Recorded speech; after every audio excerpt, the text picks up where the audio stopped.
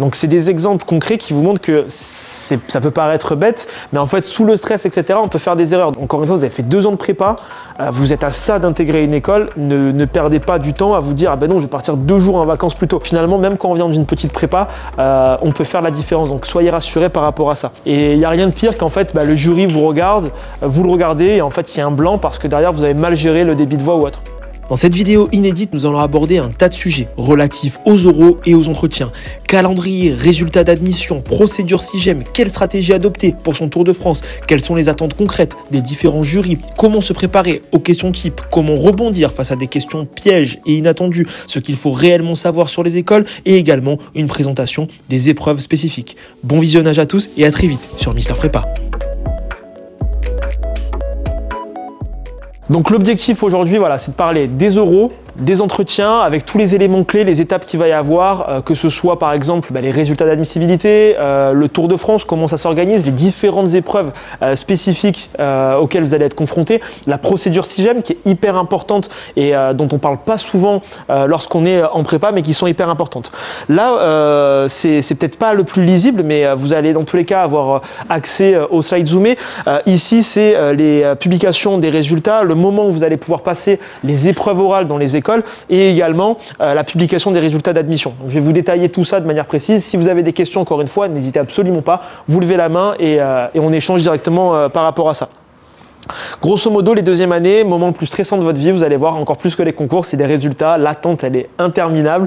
Ça va se passer donc du 10 juin jusqu'au 12 juin, en fonction des écoles, en fonction des banques, en fonction des horaires que vous allez voir. C'est le moment où on va devoir refresh 100 fois la page parce que ça fonctionne pas et c'est pas le plus agréable. Mais c'est le moment voilà, où clairement vous allez être fixé. Ensuite, vous allez devoir passer vos oraux dans les différentes écoles. Donc certaines écoles impose des dates, c'est notamment le cas des parisiennes, l'année dernière c'était le cas aussi de l'EM, ou alors c'est le cas d'écoles qui ont des banques rares, donc des langues rares pardon. Donc c'est-à-dire que si vous avez des langues rares comme l'italien par exemple, le chinois, l'arabe, le portugais ou autre, vous allez avoir des convocations spécifiques. Si vous avez aucune langue rare spécifique, vous avez voilà anglais, espagnol, allemand, il n'y aura pas de contraintes par rapport à ça, vous n'allez pas avoir d'imposition. Donc là à ce moment-là, c'est à vous d'être stratégique pour construire votre Tour de France. On va voir comment ça se passe et comment on réfléchit à ça. Vient ensuite les résultats d'admission qui vont être la synthèse de vos notes à l'écrit et de vos notes à l'oral et ensuite la procédure SIGEM. Est-ce que vous avez des questions par rapport à ces différentes étapes ou pas nécessairement? C'est assez clair pour vous? Ouais? N'hésitez pas.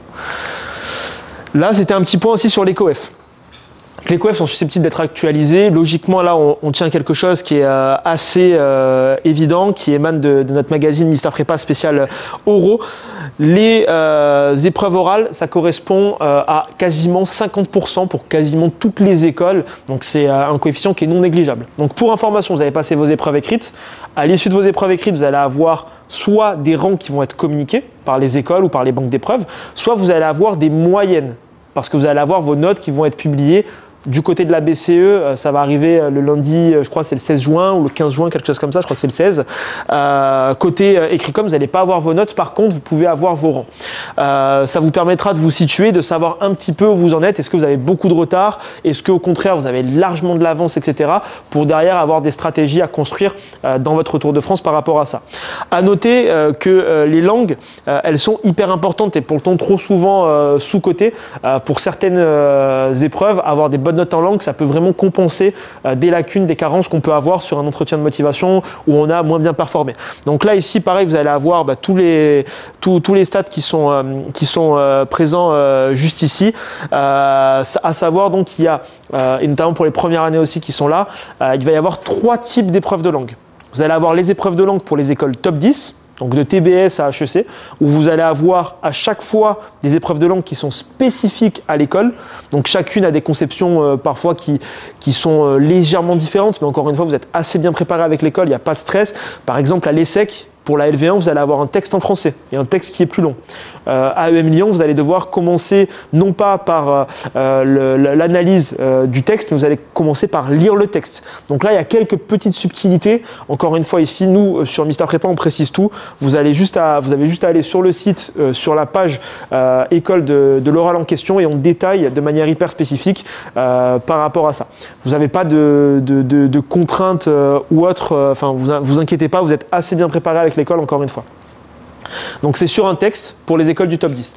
Pour les écoles de la banque Écricom, vous allez avoir une vidéo et la note que vous allez obtenir pour la LV1 et la LV2 vaudra pour l'ensemble des écoles de la banque Écricom. Donc par exemple, avant je prenais les exemples des écoles top 10. Donc si par exemple on va à TBS, qu'on a une note X et Y, et ben à GEM, ça ne sera pas du tout ces notes-là. Ça sera une note par rapport à mes épreuves orales. Alors qu'à Écricom, si j'ai par exemple 15 à l'anglais Écricom, ça vaudra pour Neoma, pour MBS, pour Kedge et pour les autres écoles de la banque Écricom. OK pour ça? Et ensuite, vous avez la banque Elvi. Donc, c'est les autres écoles qui sont hors top 10, hors Écricom. Donc, grosso modo, de BSB jusqu'à SCBS Brest, où ici, vous allez passer un audio directement dans une des écoles que vous allez choisir. La note que vous allez obtenir, que ce soit en LV1 ou en LV2, vaudra pour l'ensemble des écoles. Donc, si par exemple, j'ai 18 en LV2 à ICN, ça vaudra également pour Excelia, pour IMT et pour les autres écoles. C'est clair pour vous? Donc tout ça pour dire que ce qui est intéressant pour les écoles hors top 10, c'est qu'en fait on a juste à passer une fois les épreuves de langue, et après par exemple là si on reprend le cas d'Écricom, je passe mes langues à Rennes, voilà, c'est pas très loin de chez vous et je pense que beaucoup vont passer les langues là-bas. Bah, derrière, si vous allez à Kedge, à Strasbourg, à Neoma ou autre, bah, c'est hyper intéressant parce que vous avez juste un entretien à passer, vous n'avez pas d'autres épreuves de langue. Donc ça fait des journées qui sont moins soutenues et ça permet aussi d'avoir une meilleure expérience pour ces oraux. Par contre, les épreuves d'entretien, c'est des entretiens qui sont spécifiques à chacune des écoles. Chaque école a son propre entretien, a sa propre conception de l'entretien qu'il convient de préparer en amont avec des attentes qui sont plus ou moins spécifiques. À la demande de vos profs, vous verrez à la fin, on a fait des petits checks spécifiques sur des écoles qui vous intéressent et qui sont hyper importantes juste après. Est-ce que vous avez des questions par rapport à cet aspect coefficient aux différentes épreuves ou pas nécessairement? Ça va, c'est clair ce que je dis? C'est cool? N'hésitez pas. Nickel. Donc la première partie, l'idée, c'est parler ici des oraux. Déjà, j'ai une question à vous poser ici, c'est combien d'écoles on présente? Là, notamment les deuxièmes années, vous avez passé donc X écoles au moment des épreuves écrites. Là, à l'issue des oraux, combien d'écoles vous allez présenter? Est-ce que vous allez en présenter qu'une? Vous allez présenter toutes les écoles, vous êtes admissible? Pas nécessairement, je vous pose la question. Ouais. Ok, entre 4 et 6, ouais. À côté, tu voulais dire quelque chose? Non? Tu voulais dire quoi, pardon? Ah, pareil, ok. 4 et 6, qu'il y en a qui veulent faire moins, plus? Ouais, ok. Alors nous, ce qu'on recommande d'expérience, encore une fois, c'est entre 4 et 5. 6, ça commence en effet à faire un peu beaucoup. Après, encore une fois, tout dépend des écoles. Si vous passez 6 écoles, mais que vous passez 6 écoles, vous n'avez pas 6 épreuves multipliées par les langues à chaque fois, c'est complètement faisable. Encore une fois, vous allez voir, il faudra bien échelonner. Donc nous, ce qu'on recommande, c'est environ 4-5 et il faut bien prendre le temps. Chaque année, moi j'ai eu le cas dans ma prépa et je vois le cas chaque année, des étudiants en fait qui veulent directement partir en vacances et du coup ils veulent tout mettre sur une période hyper rapprochée. Voilà, je vais passer Neoma le lundi, je vais passer Rennes le mardi, je vais passer Audencia le mercredi, sauf qu'en fait, c'est pas du tout stratégique de faire ça. Déjà, période de juin, juillet, c'est un moment où il y a beaucoup de grèves, accessoirement, pour la majorité qui vont se déplacer en train. Donc on n'est pas à l'abri d'une mauvaise surprise par rapport à ça. Et derrière, avoir très peu de temps de récupération, en fait, c'est un moment où derrière, on peut faire beaucoup d'erreurs. Par exemple, j'ai appris des éléments sur les associations d'Audencia. Il n'y a rien de pire que d'aller à Neoma et de citer des associations qui ne sont pas de Neoma, mais qui sont d'Audencia. Moi, j'étais une fois jury à BSB et un étudiant, il arrive directement et dit « Ah aujourd'hui, je suis très content de passer mes euros à BBS ». Ah ben non, on n'est pas à Brest, on est à Burgundy School of Business. Donc c'est des petits éléments tout bêtes, mais qui font la différence. Pareil, j'étais à l'EDEC pour mes oraux. Au moment de la première présentation orale qui est devant les autres candidats et devant le jury, l'étudiant il dit ah ben voilà, très content d'être aujourd'hui à l'ESSEC, etc. Ben non, on est à l'EDEC. Donc c'est des exemples concrets qui vous montrent que ça peut paraître bête, mais en fait, sous le stress, etc., on peut faire des erreurs. Donc, le fait de bien échelonner, ça permet en fait de pouvoir apprendre des éléments relatifs à l'école, de bien se mettre dans la tête qu'on est dans cette école-là, etc., et de faire un petit peu abstraction de ce qu'on a pu apprendre avant et de mettre un petit peu un bouton off et de se mettre vraiment que sur ce qu'on a appris le jour J. Donc ça, c'est vraiment un élément qui est hyper important. Par rapport aussi aux écoles, vous allez voir, on va vous donner des conseils un peu sur quel type de stratégie on adopte, stratégie géographique, stratégie d'échelonnement en termes de temps, etc. pour bien construire son Tour de France qui est un moment assez clé avec voilà, beaucoup d'imprévus, vous allez voir, qui vont se passer. Par rapport donc, aux écoles à passer, comme je le disais juste avant, vous allez avoir des écoles malheureusement qui vont vous contraindre et qui vont vous imposer des dates. Donc là, il faudra faire avec ça. Mais il faut déjà, et d'ores et déjà, ça peut paraître tôt, mais il faut, même si on n'a pas les résultats, anticiper des scénarios de Tour de France possibles. 3 types de scénarios. Optimiste, voilà, je suis admissible dans les top écoles que j'ai présentées et c'est génial. Scénario classique, par rapport à mes notes de l'année, à mes concours blancs, etc., où je me situe dans l'année, voilà, je vais faire ce type de performance-là, grosso modo, et je peux m'attendre à ça. Scénario pessimiste, là, j'ai sous-performé. Voilà, les notes où je pensais vraiment avoir des bonnes notes, etc., finalement, c'est pas possible. Donc, j'ai sous-performé. Et là, que faire de cette sous-performance-là? Derrière, on va avoir un Tour de France qui est sur le papier un peu moins ambitieux. Donc, il faut déjà commencer à le préparer. Pour une raison qui est simple, parce qu'en fait derrière, au moment où vous allez avoir vos résultats d'admissibilité, vous allez être content, vous allez crier, vous allez pleurer, mais voilà, il n'y a pas trop le temps. Il y a surtout le temps d'aller booker, parce que c'est un shotgun, donc il faut assez rapidement aller sur le site des écoles, sur le site d'Ecricom, etc. pour booker ces épreuves orales, parce qu'encore une fois, si on attend trop le dernier moment, en fait les créneaux vont être de moins en moins disponibles, et derrière vous ne serez plus maître de votre Tour de France, et vous serez contraint de choisir les dates restantes. Et il n'y a rien de pire que de passer l'école qu'on veut absolument le lundi d'après, parce que derrière on n'est pas du tout prêt. Donc il faut bien anticiper ça dès maintenant, différents types de scénarios potentiels d'écoles que vous pouvez passer en fonction de vos résultats, plus ou moins bons à chaque fois. Est-ce que vous avez des questions par rapport à cet aspect-là ou pas?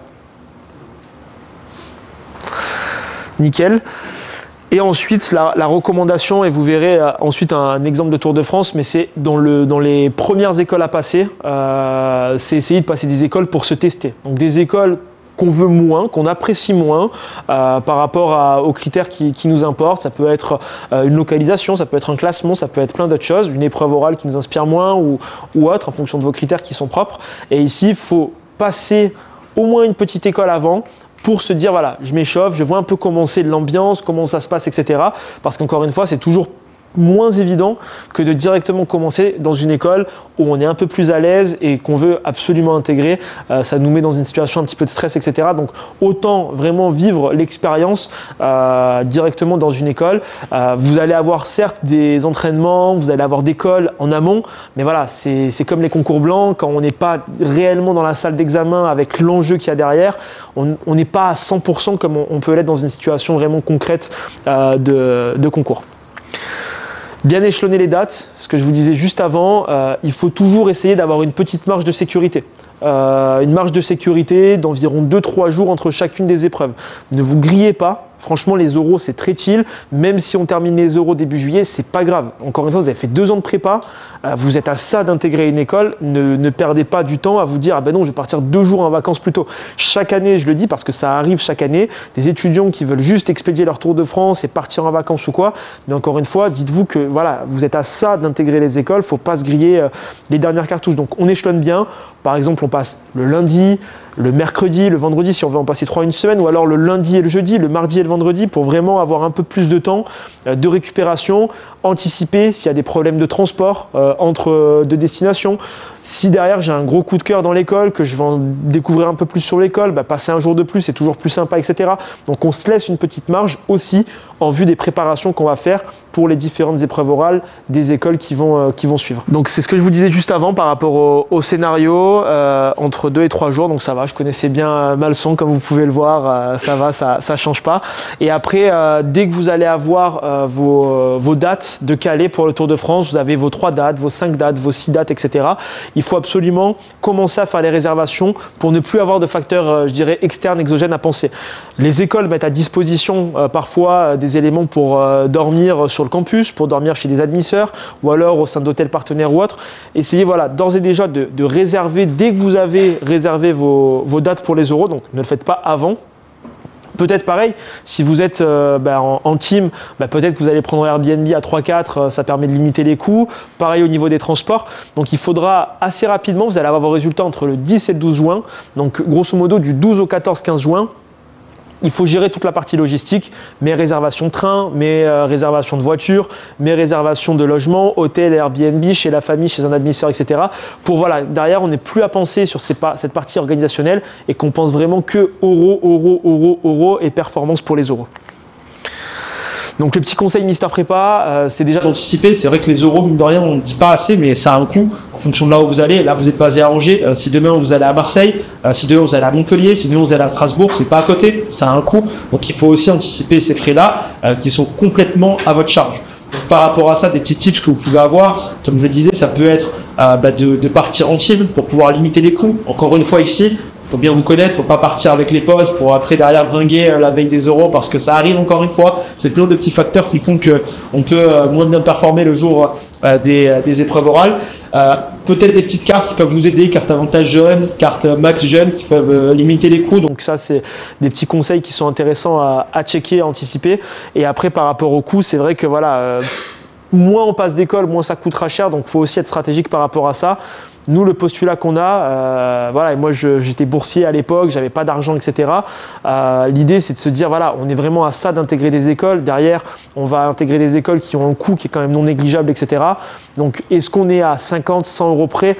On va serrer la ceinture peut-être pour ne pas se limiter d'aller à telle ou telle école. Moi, j'ai encore une fois des potes de promo de l'époque qui ne sont pas allés, parce que moi j'étais dans le sud de la France, qui ne sont pas allés à Neoma parce qu'ils se sont dit, non, c'est trop cher d'aller à Neoma, j'ai pas envie d'aller à Neoma, alors que franchement, derrière, il aurait intégré Neoma, il aurait pu rembourser ça, amortir avec le prêt ou avec l'alternance qu'il allait faire derrière. Donc finalement, il n'a pas voulu le faire et au final, il n'a intégré aucune école parce qu'il a tout misé sur Kedge et il n'a pas réussi à convertir Kedge. Donc tout ça pour dire que, encore une fois, il faut aussi arbitrer. Je sais que ça peut paraître cher, ça peut paraître contraignant, mais il faut se dire que vous avez fait 2 ans de prépa, 2 ans de charbon. C'est pas pour arriver à ça de la ligne d'arrivée. Il faut trouver des solutions et essayer d'anticiper d'ores et déjà. Est-ce que vous avez des questions par rapport à ces éléments ou pas? Non, alors soit je suis très mauvais, soit je suis très clair. Ça va, merci, ça fait plaisir. Donc ça, c'est la carte de France des écoles. Donc à l'exception de l'EM Normandie qui recrute plus sur prépa, qu'on n'a pas enlevé ici de cette slide-là, là, c'est les campus qui sont disponibles pour les écoles. Par exemple, Audencia est présent à Paris, mais ne fait pas passer ses euros à Paris. EM Lyon est présent à Paris, ou l'EDEC, mais ils ne font pas passer leurs épreuves orales à Paris. Donc là, ici, c'est une carte qui vous permet de situer un petit peu les écoles dans la logique de construire la logistique de son Tour de France ensuite. Donc vous voyez qu'il y en a certaines qui sont centralisées sur Paris, d'autres un petit peu, on voit EM Lyon et GEM qui sont à côté. On voit Audencia et RSB qui sont à côté, même Excelia qui n'est pas très loin. Donc il y a aussi des enjeux un peu stratégiques à regrouper des écoles qui ont une localisation et une géographie qui est assez similaire. Et après ici, ce qu'on vous a mis, c'était derrière de voir est-ce que vous êtes fait pour le faire avec vos potes ou pas. Moi, je sais que personnellement, je voulais être dans ma bulle, je voulais être solo, etc. Donc parfois, il s'avérait que je passais mes épreuves orales le même jour que notre camarade de ma classe, etc. Donc on se retrouve et c'est bien. Mais dans l'idée, j'essayais d'être 100% focus, ne pas avoir de distraction externe pour être vraiment uniquement sur les euros. Mais encore une fois, c'est propre à chacun. Il y en a qui préfèrent le vivre ensemble, entre potes. Si vous avez votre copain, votre copine aussi dans la prépa, je sais que parfois c'est un bon moment à passer. Donc ça peut être intéressant. Et le petit tips, c'est soit il faut commencer, soit finir près de chez vous. C'est toujours plus sympa de se dire que on est au début à domicile, pas très loin, ou alors on termine, on n'est pas très loin, et ça permet aussi de limiter les coûts. Vous allez comprendre pourquoi je vous dis ça. Là, ici, c'était mon Tour de France.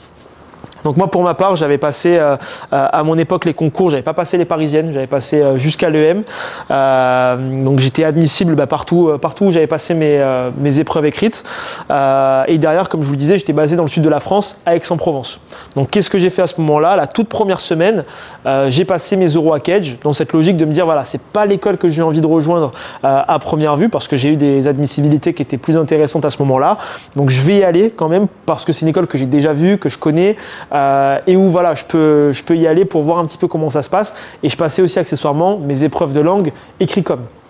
Donc là, j'ai commencé par ça pour voilà, vraiment un petit peu me faire les ajustements, me brancher un peu concours. Ensuite, quelques jours après, je suis parti pour mon Tour de France, où après je suis pas revenu jusqu'à la fin, où je suis passé donc parti à Grenoble. Et c'est aussi d'ailleurs, pas petit aparté, mais intéressant de se dire ça. C'est vrai qu'il y en a beaucoup qui se disent ah ben non, je vais faire une école, je reviens chez moi, je fais une école, je reviens chez moi, je fais une école, je reviens chez moi. Ça peut vraiment chiffrer très vite aussi et ça peut nous déconcentrer, nous sortir du mood concours. Donc moi, Marocco, encore une fois, si financièrement vous pouvez, etc. Mais il y a des hébergements à bas coût que les écoles peuvent proposer parfois, c'est intéressant. Mais voilà, quand on part pour le concours, on part pour le concours et derrière, on se branche concours. Donc j'ai passé GEM.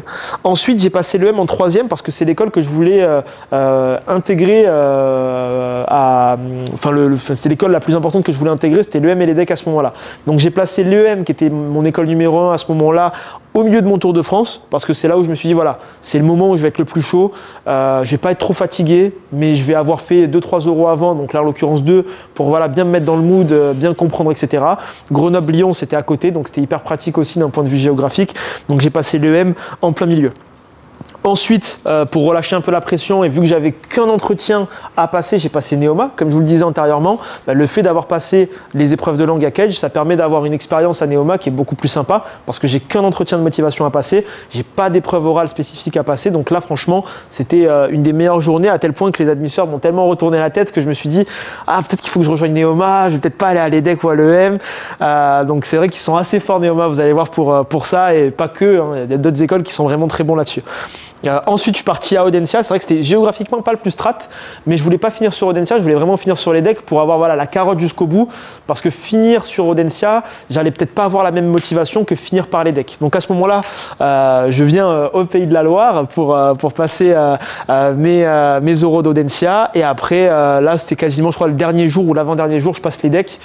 Donc c'était super le dernier jour à l'EDEC parce qu'en fait, on a tous les recalés de l'ESCP qui viennent, on a tous les étudiants qui ont passé les parisiennes et qui se trompent en disant voilà les secs au lieu de l'EDEC et tout. Donc c'était bien sympa, bien stressant.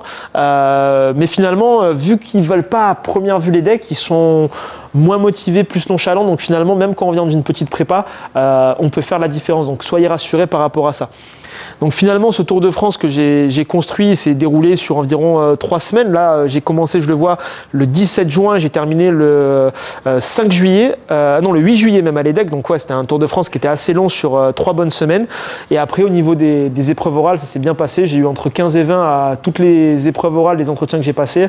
Les langues, c'était un peu moins mon fort, mais j'avais eu, je crois, entre 7-8 pour les moins bonnes écoles. Et je suis monté jusqu'à 17, alors que voilà, j'étais pas très bon. Mais encore une fois, dans les entretiens, il y a une part de subjectivité. Derrière, il y a aussi la personne qui parle. Les jurys, parfois, voilà, vont vous poser des questions beaucoup plus personnelles, beaucoup moins liées au texte que vous allez avoir. Et donc là, c'est un moment de montrer vraiment vos motivations pour rejoindre l'école. Et c'est vraiment la motivation qui va primer ici, parce que c'est des profs de langue généralement de l'école, parfois c'est des profs de prépa, mais généralement des profs de langue de l'école, et eux ils ont envie de se dire ok, est-ce que cet étudiant-là, c'est un étudiant que j'ai envie d'avoir l'année prochaine dans ma salle de classe. Donc beaucoup de profs de langue raisonnent comme ça, qui sont rattachés directement à l'école, et donc c'est important aussi d'avoir ce raisonnement-là. Est-ce que vous avez des questions par rapport à ce Tour de France, cette stratégie qui a été adoptée ou pas? Ouais. Vous aviez fait les... Tu peux me tutoyer, hein, pas de souci. Hein. Tu as fait les épreuves de langue écrites ouais. À Cage. Ouais. Est-ce que tu vas faire l'entretien exact. est-ce que tu pouvais choisir entre faire le matin ou l'après-midi l'entretien à Neoma, ou tu peux choisir le jour? Très bonne question. Alors ça varie, ça a varié depuis le temps. Moi, à mon époque, il me semble que je pouvais choisir, mais là, c'est pas impossible qu'ils te l'imposent ou autre. Ça va dépendre. Encore une fois, le mieux, c'est de caler en fait en amont sur la date déjà, et après, ça sera au moment où tu reçois ta convocation. Logiquement, ils le font quelques jours avant, et après, tu peux t'arranger avec les équipes d'admisseurs. C'est les admisseurs qui gèrent ça pour leur dire voilà, est-ce que moi, je peux plutôt passer tel moment, tel moment. Ça se fait pas toujours, mais ça peut se négocier si tu dis que tu as un train à prendre ou autre. J'ai vu que ça s'est déjà fait dans le passé. Donc là, au moment où on a parlé des euros, donc là c'est vraiment la partie un petit peu plus globale pour dégrossir. Là, l'idée c'est de se focus un petit peu plus sur les entretiens. Niveau timing, j'ai checké, on est parfait. Donc ça c'est un élément qu'on a reçu d'un brief du jury. Donc, comment ça se passe quand on est jury? Déjà, il faut savoir que le jury est bénévole. Le jury n'est pas payé pour venir. C'est très rare. Mais généralement, il ne l'est pas. Le jury, il est composé de qui? Je vous pose la question. Qui peut être jury? Vous pouvez avoir qui en face de vous? Professeur. Des profs, ouais. Des élèves. Ouais. Des anciens élèves, ouais. Des alumni, ouais. Hormis ça, les deux réponses sont bonnes, mais il n'y a pas que ça, ouais. Des professionnels, exact, des entreprises. Et grosso modo, c'est les trois types de profils que vous pouvez avoir. C'est des profs de prépa, vous pouvez en avoir. Des personnes qui sont du staff, de l'administration de l'école. Vous pouvez même parfois, c'est le cas, avoir la directrice du programme ou le directeur du programme grande école en face de vous. Il faut quand même bien le connaître parce que c'est toujours plus sympa et c'est gênant si on ne connaît pas la personne qu'on a en face de nous. Vous pouvez avoir des anciens élèves, vous pouvez avoir des entreprises, vous pouvez avoir des médias. Des médias partenaires qui viennent pour passer les euros. De manière assez globale, on ne va pas rentrer dans des épreuves spécifiques des parisiennes ou autres, mais de manière assez large, vous allez avoir un jury composé de 2 à 3 personnes. Ou alors, c'est le cas à l'EDEC, où vous allez avoir qu'un seul jury pour la phase entretien de personnalité, on va y revenir juste après. Donc généralement, dans 80% des cas, vous allez avoir 2 personnes en face de vous, voire 3 personnes. Ça, c'est un débrief qu'on a reçu. Donc passez un bon moment avec un candidat tonique, souriant, et les mots-clés sont hyper importants. Honnête, attentif aux questions posées, qui a compris ce qu'il fait là et qui montre pourquoi il veut rejoindre l'école et il sait se projeter. Donc là, il y a beaucoup d'informations clés ici. Voilà, faut ressortir le prépa des écrits que vous étiez il y a quelques semaines, analyser l'étymologie des mots-clés qui sont présents là, un petit peu en mode CG philo. Mais blague à part, donc le jury est bénévole. Je vous ai dit un petit peu la typologie des jurys que vous avez. Et le jury est là vraiment pour passer un bon moment. Un entretien qui est réussi, lorsqu'on a le brief dans les rapports de jury, c'est un entretien où en fait, on n'a pas vu le temps passer et à la fin, on a envie d'une seule chose, c'est prolonger la discussion avec le candidat qu'on a en face de vous, qu'on a en face de nous. Si l'étudiant remplit ces critères-là, bah derrière, il y a de fortes chances que la note, elle tende vers les 20 sur 20 à une épreuve orale. Sachant qu'il faut savoir que le jury, donc soit il fait passer les oraux sur une journée entière, soit sur une matinée, soit sur une demi-journée, ça dépend. Et ici, en fait, il y a des harmonisations qui sont faites. Donc soit à milieu de la journée, soit à fin de journée. Si par exemple en face de nous, on n'a que des bons candidats, ben là voilà, il faut qu'on arbitre, il n'y a pas de moyenne qui est attendue, c'est-à-dire qu'on peut avoir une moyenne qui a 11 une année, une moyenne qui a 14 une autre année, ça va dépendre vraiment des candidats en face de nous, mais par contre il y a des candidats, voilà, si on hésite à mettre 15 à l'un, 15 à l'autre, s'il y en a un qui a été meilleur à un instant T, qui a mieux répondu à une question, ou alors si pour Neoma il y a un questionnaire à remplir, ben on se replonge sur le questionnaire, il y a des éléments qui nous plaisent un peu plus, etc. La note, elle peut être majorée par rapport à l'autre candidat. Ça reste un concours, c'est des euros, mais ça reste en concours. Il faut savoir également que le jury en face de vous n'a pas connaissance de vos notes aux écrits, n'a pas connaissance des écoles que vous passez, n'a pas connaissance de votre prépa d'origine. Ils peuvent vous poser la question, généralement, dans la majorité des cas, on ne vous la pose pas. Ça peut être touchy, ou alors ça arrive souvent quand même à la fin où le jury dit voilà, pour s'intéresser à vous, c'est quoi les prochaines écoles que vous allez passer, les prochaines étapes? À vous d'être smart. Il y en a parfois qui disent bah non, il ne faut pas être honnête et il faut dire des écoles qui sont moins bien classées, d'autres au contraire qu'il faut se faire désirer et dire qu'on passe des écoles qui sont mieux classées, d'autres qui disent qu'il faut tout simplement être honnête. Là franchement c'est à l'appréciation de chacun. Moi j'opte pour l'honnêteté, mais tout en montrant du respect et de l'importance à l'école que vous avez en face de vous. Là, sur les semaines que vous allez avoir, et franchement c'est cool, il y a encore pas mal de temps, il y a quasiment presque un mois avant le début des épreuves orales, enfin même plus d'un mois avant le début des épreuves orales, déjà un gros travail d'introspection. On arrive après 2 ans de prépa, généralement ce qu'on se dit c'est Ouais, mais en fait, qu'est-ce que j'ai fait de ma vie? Vous avez fait beaucoup de choses. Juste, il faut réussir à les faire ressurgir et à bien avoir en tête les éléments que vous avez fait qui sont hyper importants. Ça peut être des vacances, ça peut être un job, ça peut être des jeux, ça peut être une passion, ça peut être plein de choses. Vous avez forcément fait des choses, vous avez des passions, vous avez des choses qui vous animent et qui derrière définissent, façonnent la personne que vous êtes aujourd'hui. Donc ça, il y a un gros travail d'introspection à faire. C'est hyper important. Deuxième élément, il faut bien se connaître pour réussir à savoir tendre des perches. Un candidat qui arrive à amener le jury là où le jury pense qu'il va aller, c'est un candidat, encore une fois, qui va avoir une note qui va tendre vers 20. Si je parle de l'international, de mes vacances que j'ai pu faire, de mes voyages, de mes passions, etc., que j'arrive à lier ça avec une récente actualité de l'école, avec une nouveauté de l'école, avec un double diplôme, une université partenaire de l'école, derrière, on sait que l'étudiant, derrière, il nous amène sur ce terrain-là. On va lui poser une question qui va être relative à ça. Pourquoi ce pays-là? Pourquoi cette destination-là? Qu'est-ce qui te plaît dans ce programme-là? Et derrière, là, vous êtes maître de votre entretien et derrière, vous, entre guillemets, vous menez le jury à la baguette. Donc forcément, derrière, ça sera valorisé. Vous allez avoir des bons résultats par rapport à ça. Donc encore une fois, bien se connaître et savoir ensuite, une fois que vous avez une bonne maîtrise de vous, que vous êtes un petit peu plus à l'aise à l'oral, etc., vous allez être en capacité de tendre des perches, c'est-à-dire de faire des sortes de petites passes décisives, en gros pour le jury, en lui disant voilà. C'est vrai que par exemple, là si on parle de l'international, il y a des voyages qui m'ont énormément marqué, comme par exemple les États-Unis que j'ai pu faire dans le cadre d'un stage ou encore des vacances en Asie que j'ai pu faire avec ma famille. On ne va pas détailler les pays, on ne va pas détailler quoi que ce soit, mais là le jury va être curieux, il va vous dire « Ah et d'ailleurs c'est quoi les pays que tu as fait en Asie, pourquoi ces pays spécifiquement, etc. » Donc là vous tendez des perches et ça permet derrière d'avoir une discussion, d'être beaucoup plus à l'aise, etc. avec le jury. Et enfin, le dernier point, c'est d'anticiper au maximum des questions qui peuvent tomber. Chaque année, il y a des questions qui sont hyper classiques, qui reviennent tout le temps. Et même si elles ne reviennent pas tout le temps, il faut quand même les préparer. Parce que derrière, ça peut vous aider à un instant T pour sortir d'une situation. Mais encore une fois, pour ça, il faut savoir bien se connaître pour savoir comment je réponds à cette question-là. La spontanéité, c'est un élément qui est hyper valorisé pour les entretiens. Il faut être spontané. Mais encore une fois, si derrière, on est bien préparé et qu'on arrive à être tellement à l'aise que derrière on joue limite, on arrive à être spontané, c'est magnifique et derrière c'est du gagné. À titre personnel, moi pour ma part, j'étais hyper préparé, c'est-à-dire que je savais exactement ce qu'il fallait que je dise, à quel moment, etc. Et j'étais pas trop mal à l'aise à l'oral à ce moment-là. Et ce que je disais donc, c'est que j'essayais de faire comme si voilà, j'étais en train de réfléchir, que j'hésitais, etc. Alors qu'en fait, je savais pertinemment la réponse que j'allais donner. Mais c'était pour montrer voilà, que j'étais réfléchi, que parfois je pouvais être spontané, que je répondais au tac au tac. Il faut réussir à s'amuser de ça. C'est un échange, c'est une pièce de théâtre, c'est un speed dating. Il faut réussir à séduire. Il faut rentrer dans la salle. On ne vous connaît pas, il faut sortir de la salle. Il faut que le jury ait envie derrière de vous intégrer dans son école. Est-ce que vous avez des questions par rapport à cet aspect introspection et travail sur soi à faire? Ok. N'hésitez pas. Ça, c'est une liste de questions classiques.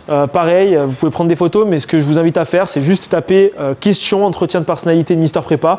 Vous avez plein de questions types qui tombent assez souvent, que j'ai répertoriées en fait, vu que je suis jury.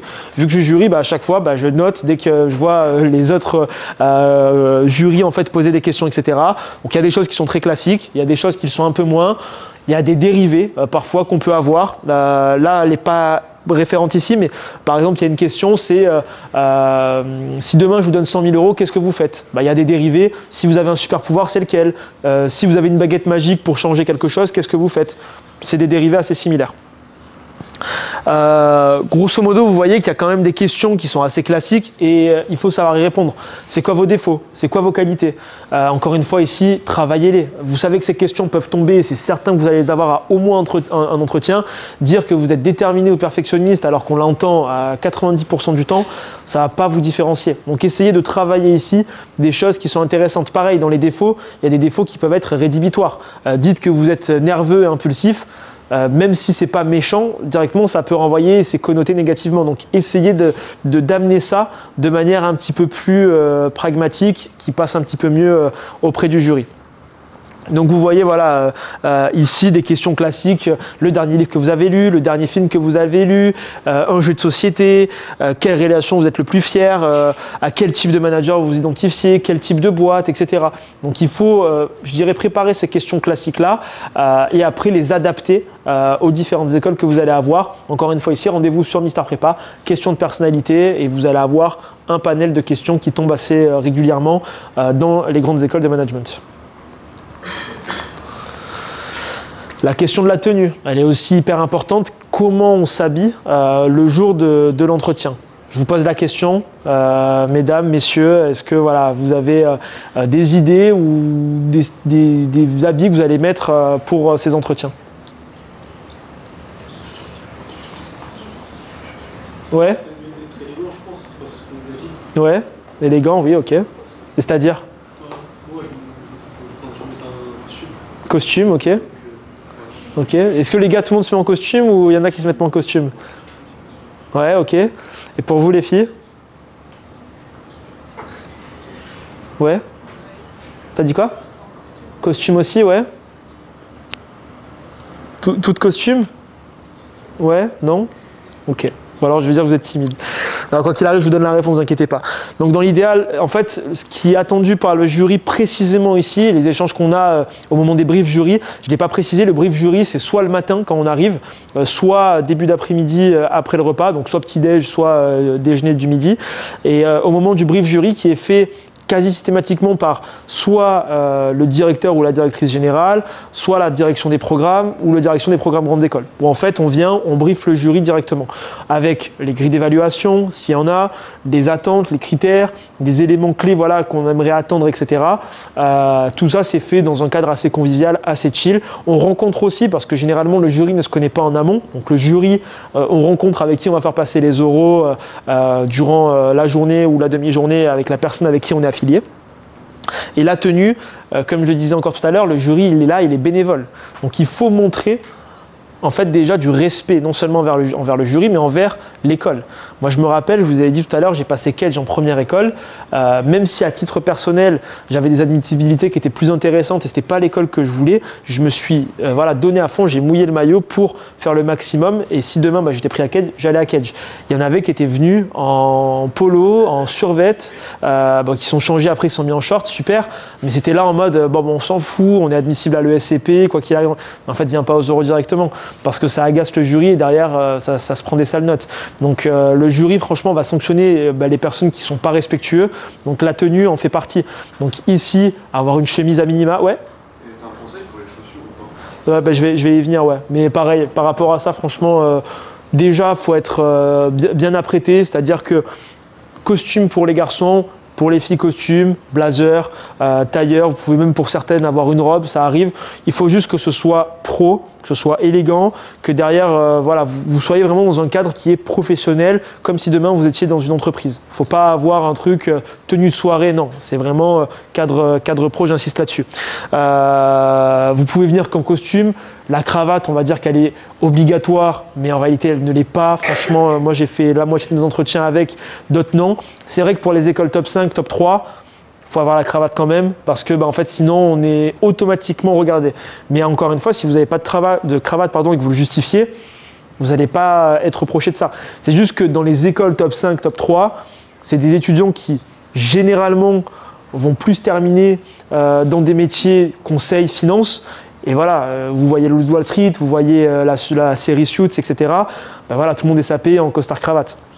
Donc c'est plus dans ce délire-là que les écoles du haut de tableau sont exigeantes sur ces points-là.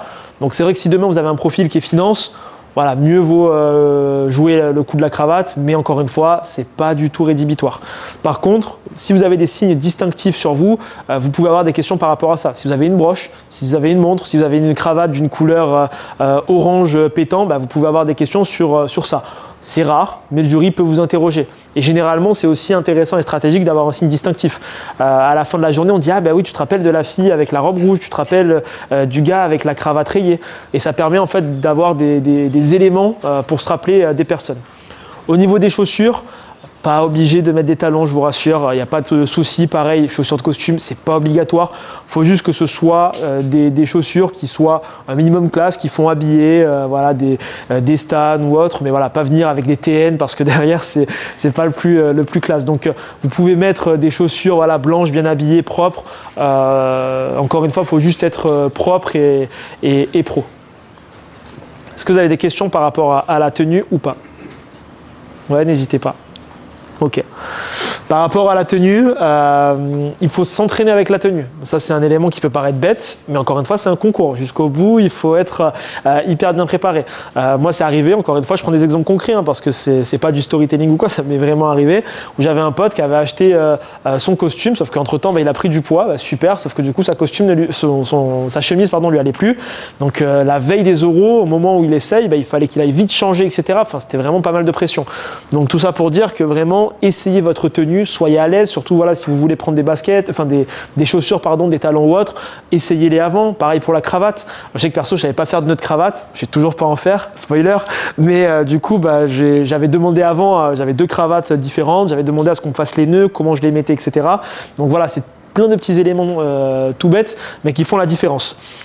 Avoir des tenues de rechange. Pareil, on n'est pas à l'abri que on se renverse du café, que derrière, je sais pas, on ait un problème avec notre vêtement, notre premier type de vêtement. Si on part sur une longue durée pour notre Tour de France, mieux vaut avoir plusieurs tenues de rechange, c'est toujours plus efficace, plus pratique. Donc là, encore une fois, c'est à anticiper. Voilà, chaque détail font vraiment la différence. Pareil, moi, c'était au moment de mes euros à l'EM, il y a un gars en face qui s'est renversé son café dessus. Il a fait son entretien avec sa chemise, avec sa tache de café. Bon, il a fini à l'EM, ça va, mais il n'a pas passé un bon moment, il était très stressé, le jury était hyper bienveillant, mais encore une fois, on ne sait pas sur qui on tombe, donc voilà, faut se mettre dans des bonnes conditions, et même à titre perso, on peut être stressé à cause d'une tâche, machin ou quoi, donc on anticipe les risques potentiels.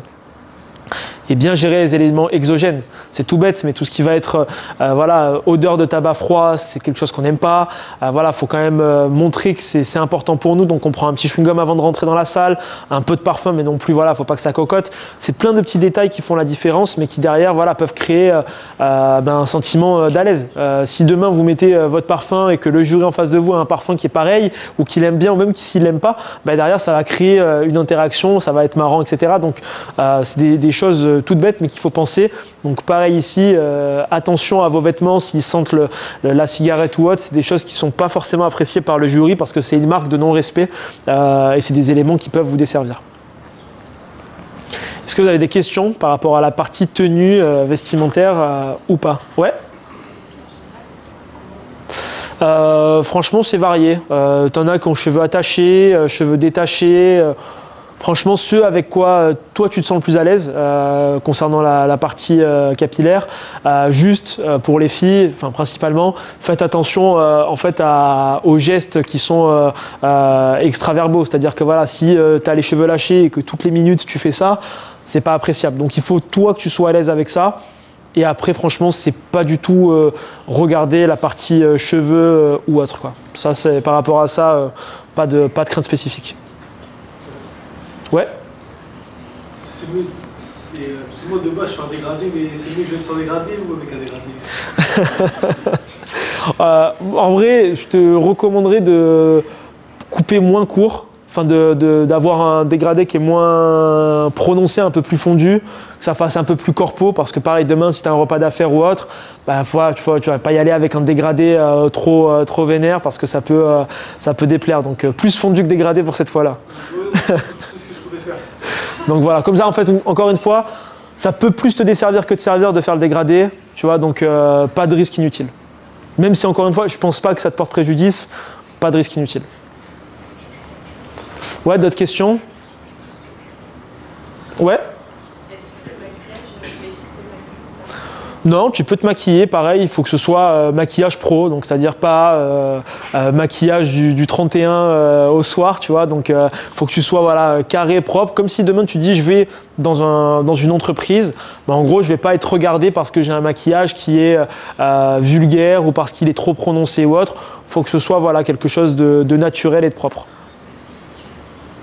Mais tu peux te maquiller, bien sûr, il n'y a pas de souci. Ouais. Nickel. La partie donc du coup qui rentre aussi en compte, c'est cet aspect forme, technique de l'entretien. Il y a une part de fond qui est non négligeable bien sûr, mais la forme, la manière dont vous allez échanger avec le jury, c'est hyper important. Déjà, la gestuelle. S'il y a un jury en face de vous qui vous pose que des questions, enfin vous avez un jury composé de plusieurs jurés, si derrière il y a 2 ou 3 personnes, même s'il n'y a qu'une seule personne qui vous pose des questions, ou alors c'est le président du jury et donc il a une importance dans la notation finale qui est plus importante, etc., il faut quand même balayer du regard, échanger, impliquer l'ensemble des membres du jury. C'est hyper important. Parce que la notation, derrière, elle se fait de manière unanime entre les 2 ou les 3 personnes. Donc bien échanger, et notamment pour un entretien qui est spécifique, c'est l'entretien de GEM. L'entretien de GEM, entretien inversé, sur la deuxième partie, vous allez uniquement avoir affaire à une personne. Vous allez interviewer une personne.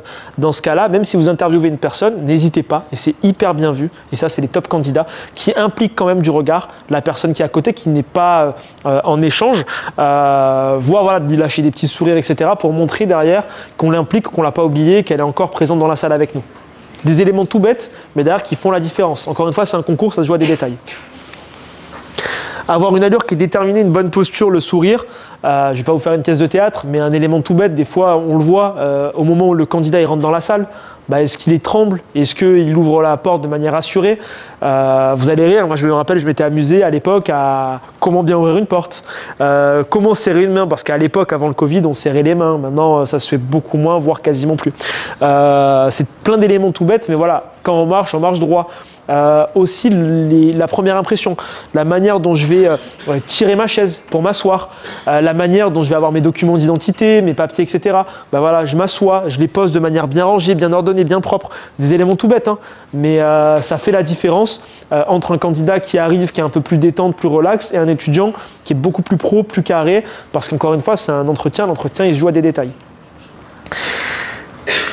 Et avoir une bonne maîtrise de sa voix. C'est hyper important de savoir, et ça c'est voilà, avec les entretiens que vous allez faire, les entraînements que vous allez faire aussi, de savoir comment on parle, marquer des temps de pause, utiliser, et on le fait assez peu à l'oral, mais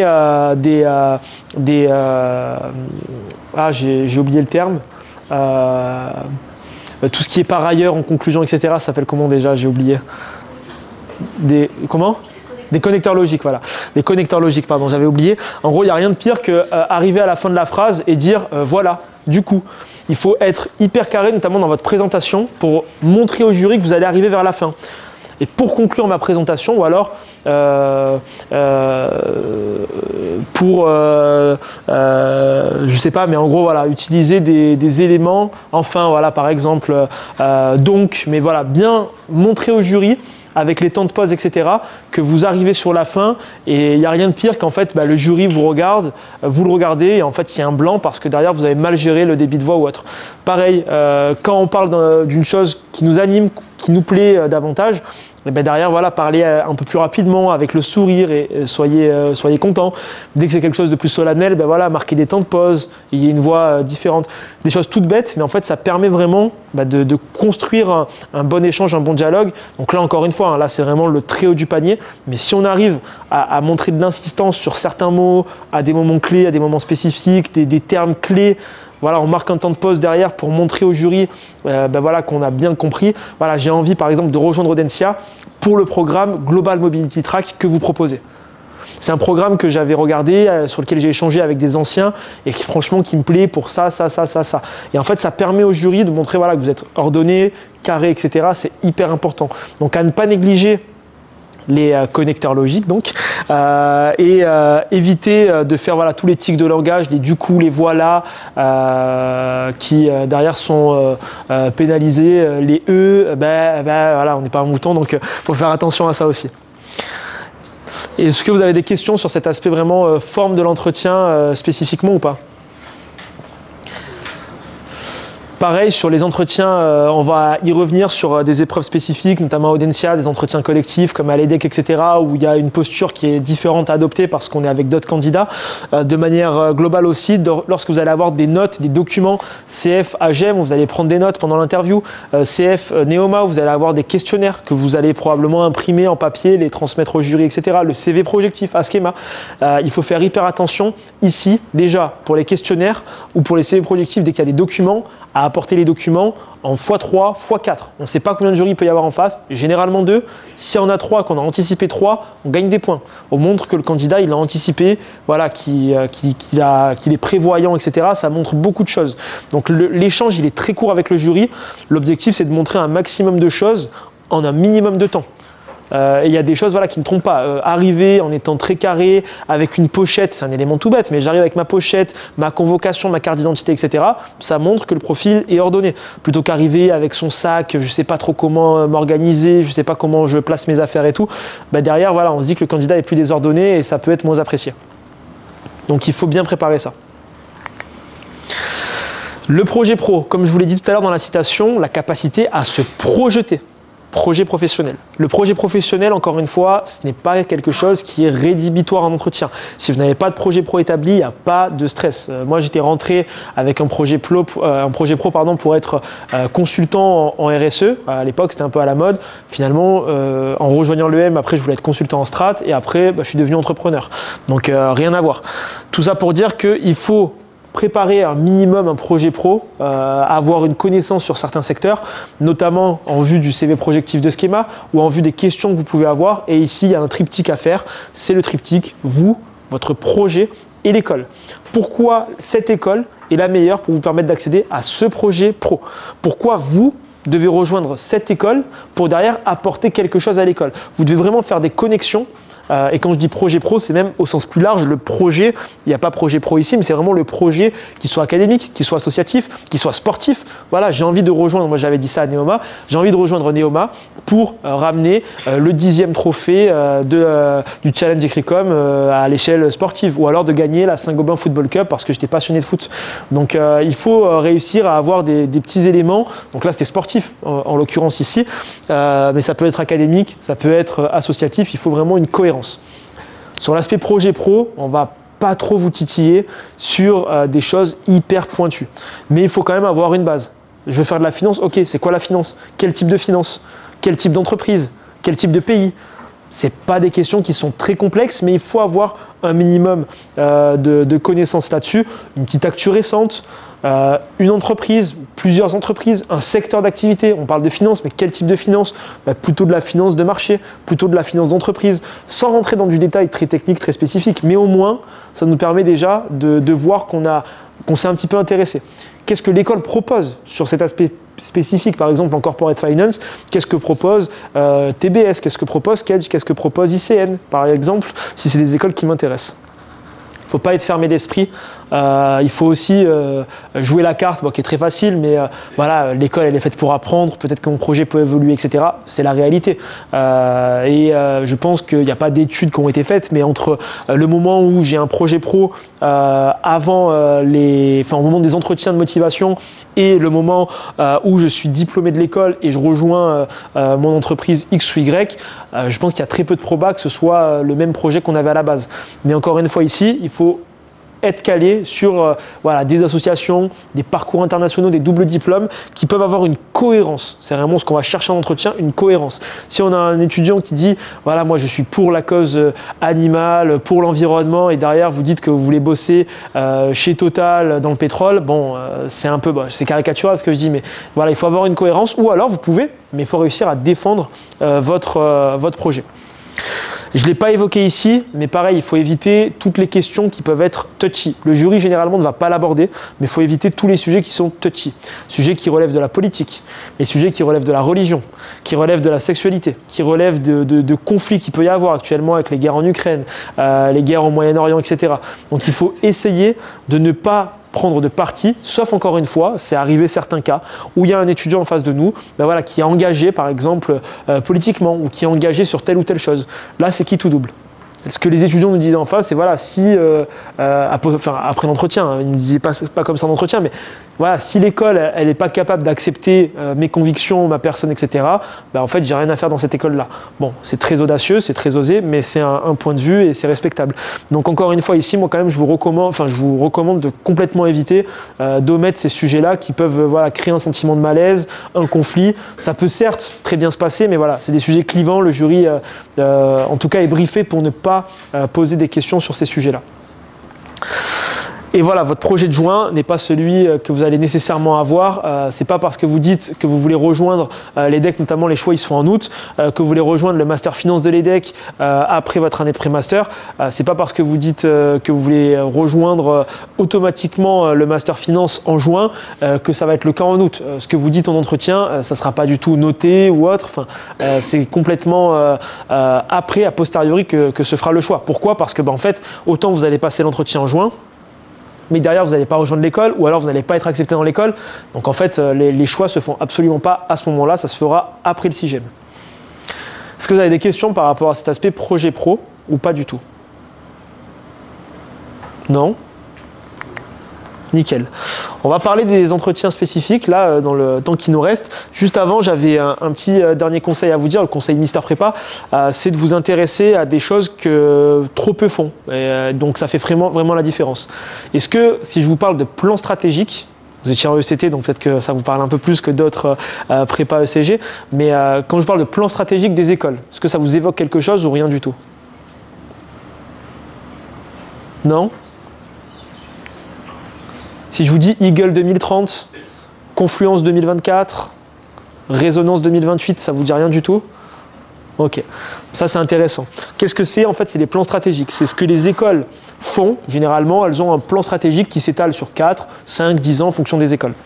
Les plans stratégiques, c'est grosso modo, l'école, elle est aujourd'hui ici, elle va aller à cet horizon-là, d'ici cette période-là. Par exemple, le plan stratégique de Schema, c'est Sky 2025, qui va être refait d'ailleurs horizon 2030. Le plan stratégique de GEM, c'est Eagle 2030, avec la volonté ici d'être la Business School des Alpes. Le plan stratégique de l'EM, c'est, et là j'ai un doute, je ne sais plus si c'était Résonance 2028, mais en tout cas avec Confluence 2024 auparavant. L'EDHEC par exemple, c'est Génération 2050, former la future génération Horizon 2050. Donc chaque école a un plan stratégique, une timeline, et c'est hyper intéressant d'arriver à placer pendant l'entretien un élément qui est relatif au plan stratégique. Ah ben je sais que BSB, vous allez ouvrir un nouveau campus à Lyon. Je sais que Audencia, vous prévoyez d'ouvrir un campus en Australie, à Sydney, dans le cadre de votre plan stratégique. Je sais que GEM, là, vous avez officialisé un campus à Dubaï, mais vous avez la volonté de vous implanter au Canada d'ici 2028. Donc c'est hyper intéressant d'avoir en fait des éléments, parce que ça vous permet vous de mieux connaître l'école. Vous allez faire la différence, vous allez être dans le top 5, dans le top 10% des candidats qui ont ce tips-là, qui connaissent ça. Et ça, vraiment, ça fait la différence. Deuxième tips que je vous donne, c'est LinkedIn. Est-ce que vous avez LinkedIn ou pas ici? Ouais, c'est déjà très bien, les profs ont bien fait leur job par rapport à ça. Si vous ne l'avez pas, essayez de l'avoir. Même si vous n'avez pas un profil actif ou autre, on s'en fout. L'idée, c'est juste de stalker les gens en fait. Vous allez stalker des anciens de l'école. Demain, vous voulez rejoindre par exemple le SCP, vous voulez rejoindre Rennes, vous voulez rejoindre Excelia. Et bien derrière, vous allez aller en fonction du secteur que vous voulez. Voilà, je veux rejoindre LVMH, c'est une boîte que j'adore. Je veux rejoindre Chanel, je veux faire du luxe. Ou alors, je veux rejoindre Rothschild pour faire de la finance. Allez voir les anciens. Ça vous permet d'avoir des trajectoires et ça vous permet de préparer le CV projectif. On va y revenir juste après. C'est hyper intéressant de se dire, ok, moi j'ai envie de faire le Master Finance de l'EDHEC, mais concrètement, quel type de boîte je peux avoir après, quel type de carrière je peux avoir après. Et c'est hyper intéressant ici et stratégique de le placer. Moi, j'aimerais bien faire ce master-là ou d'avoir ce cursus-là, ce double diplôme-là, cet échange-là, parce que j'ai regardé un petit peu des profils sur LinkedIn. On peut citer le nom, peut-être que la personne le connaît par hasard, et ça serait très bien, ce serait une coïncidence de fou et vous gagnez des points. Mais voilà, j'ai vu que Dupont-Laurent, il a fait tel master, telle association, il a eu telle carrière et je trouve ça vraiment inspirant. Voilà, je me reconnais, j'ai envie d'avoir un parcours similaire. En plus de ça, il avait fait une prépa ECT avant. Donc voilà, j'ai un sentiment d'appartenance qui est plus fort. J'ai aussi fait ça, machin. Ça crée vraiment, encore une fois ici, des connexions et ça montre au jury que vous avez pris le temps en amont de consulter le plan strat, que vous n'avez pas fait que la brochure comme tout le monde et que voilà, vous allez un peu plus loin que les autres et ça fait vraiment la différence. Donc c'est hyper important ici de le placer assez symboliquement. Voilà, cette année, c'est les 120 ans d'ICN. C'est assez symbolique de placer que c'est les 120 ans d'ICN parce que vous n'allez pas avoir une question ICN a été créé quand? Pas du tout. Par contre, dire c'est vrai que voilà, cette année, c'est une année qui est spéciale pour ICN, j'ai envie voilà, de participer à cet anniversaire, machin.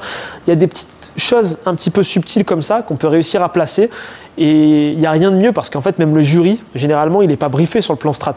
Donc, si vous arrivez à apprendre des choses sur l'école où le jury vient pour être jury, alors là, c'est bon, c'est jackpot et emballer, c'est peser. Donc LinkedIn, c'est un bon cheat code. Le plan strat, c'est une bonne astuce.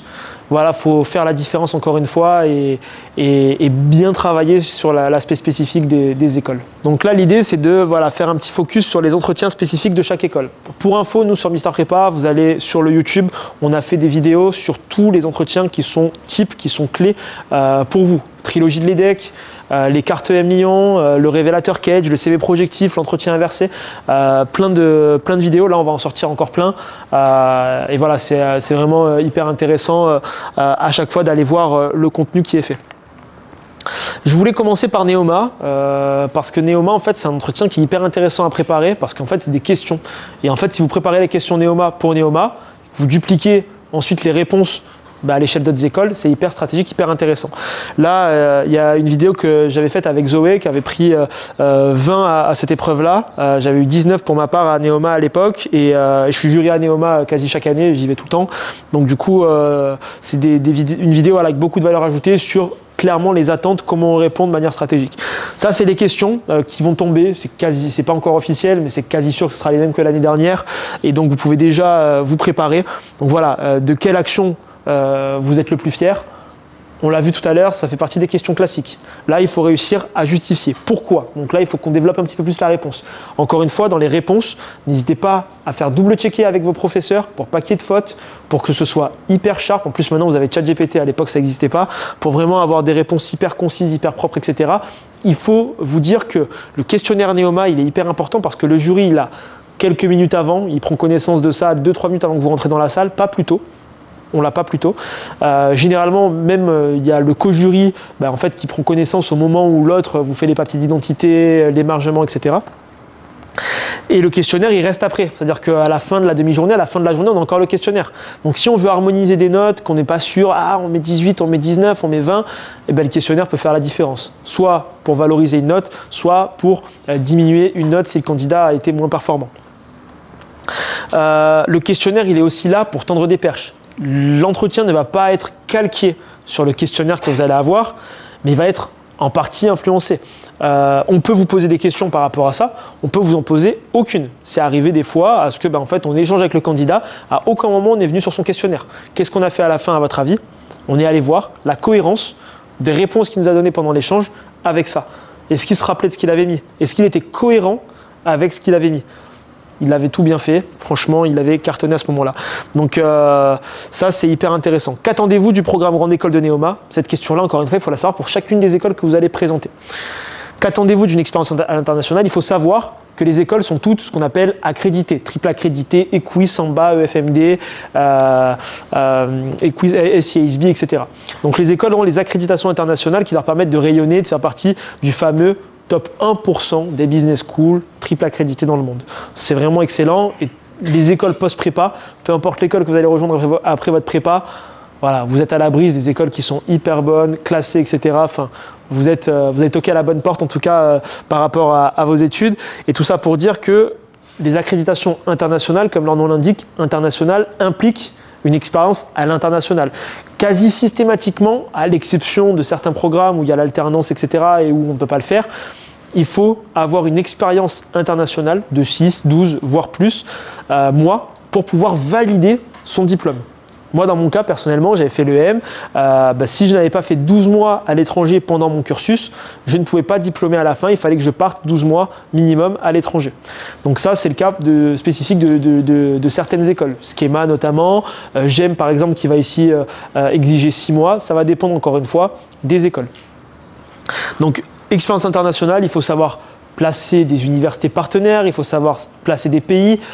Il ne faut pas apprendre la démographie du pays, il ne faut pas apprendre les actualités récentes du pays, c'est toujours intéressant parce que si on est questionné là-dessus, ça peut être bête de ne pas avoir des réponses. Mais voilà, il faut réussir à justifier son choix. Je vais partir à Nagoya parce que c'est une top université qui est basée au Japon. Voilà, je suis fan de manga, d'animé, etc. C'est très cliché ce que je dis, vous comprenez la logique. Mais voilà, je vais aller au Japon pour ça. Ou alors, l'Amérique du Sud, j'ai jamais eu l'opportunité de voyager en Amérique du Sud. Et je pense que grâce au programme Grande École de Neoma, qui possède des top échanges à Bogota, à Santiago, etc., derrière, je peux réussir à développer mon espagnol, qui est une langue que j'affectionne, blablabla, blablabla. Quelle contribution pensez-vous apporter à l'école? Triptyque que je vous ai dit tout à l'heure. Projet, vous, l'école. Qu'est-ce que vous allez apporter à l'école? Qu'est-ce que vous attendez du programme grande école? Qu'est-ce que l'école va vous apporter? Mais qu'est-ce que vous allez apporter? À cette réponse, c'est ce que je vous ai dit tout à l'heure, j'avais répondu le trophée sportif. Ça peut être autre chose, créer une association, créer une entreprise, participer à un événement spécifique ou autre. C'est à vous ici d'être, de faire un lien avec vous et votre personne. Qu'appréciez-vous le plus et le moins dans le travail d'équipe? Là, c'est intéressant. Moi, je me rappelle, j'avais une question assez similaire. J'avais répondu ici par le point de vue de camarades à moi. Donc, un point de vue sur le foot, un gars de mon équipe de foot et une personne de ma salle de classe. Parce que, voilà, pour avoir deux points de vue un peu différents, etc. Et ça permettait de mettre en place un peu de perspective dans les réponses. Là, encore une fois, il n'y a pas de bonne ou de mauvaise chose. C'est hyper subjectif. Vous faites comme vous le sentez. Avez-vous déjà fait preuve d'innovation et de créativité? C'est ce qu'on va rechercher dans une école. Donc là, ici, encore une fois, il ne faut pas être Schumpeter pour répondre à cette question. Vous pouvez largement le faire.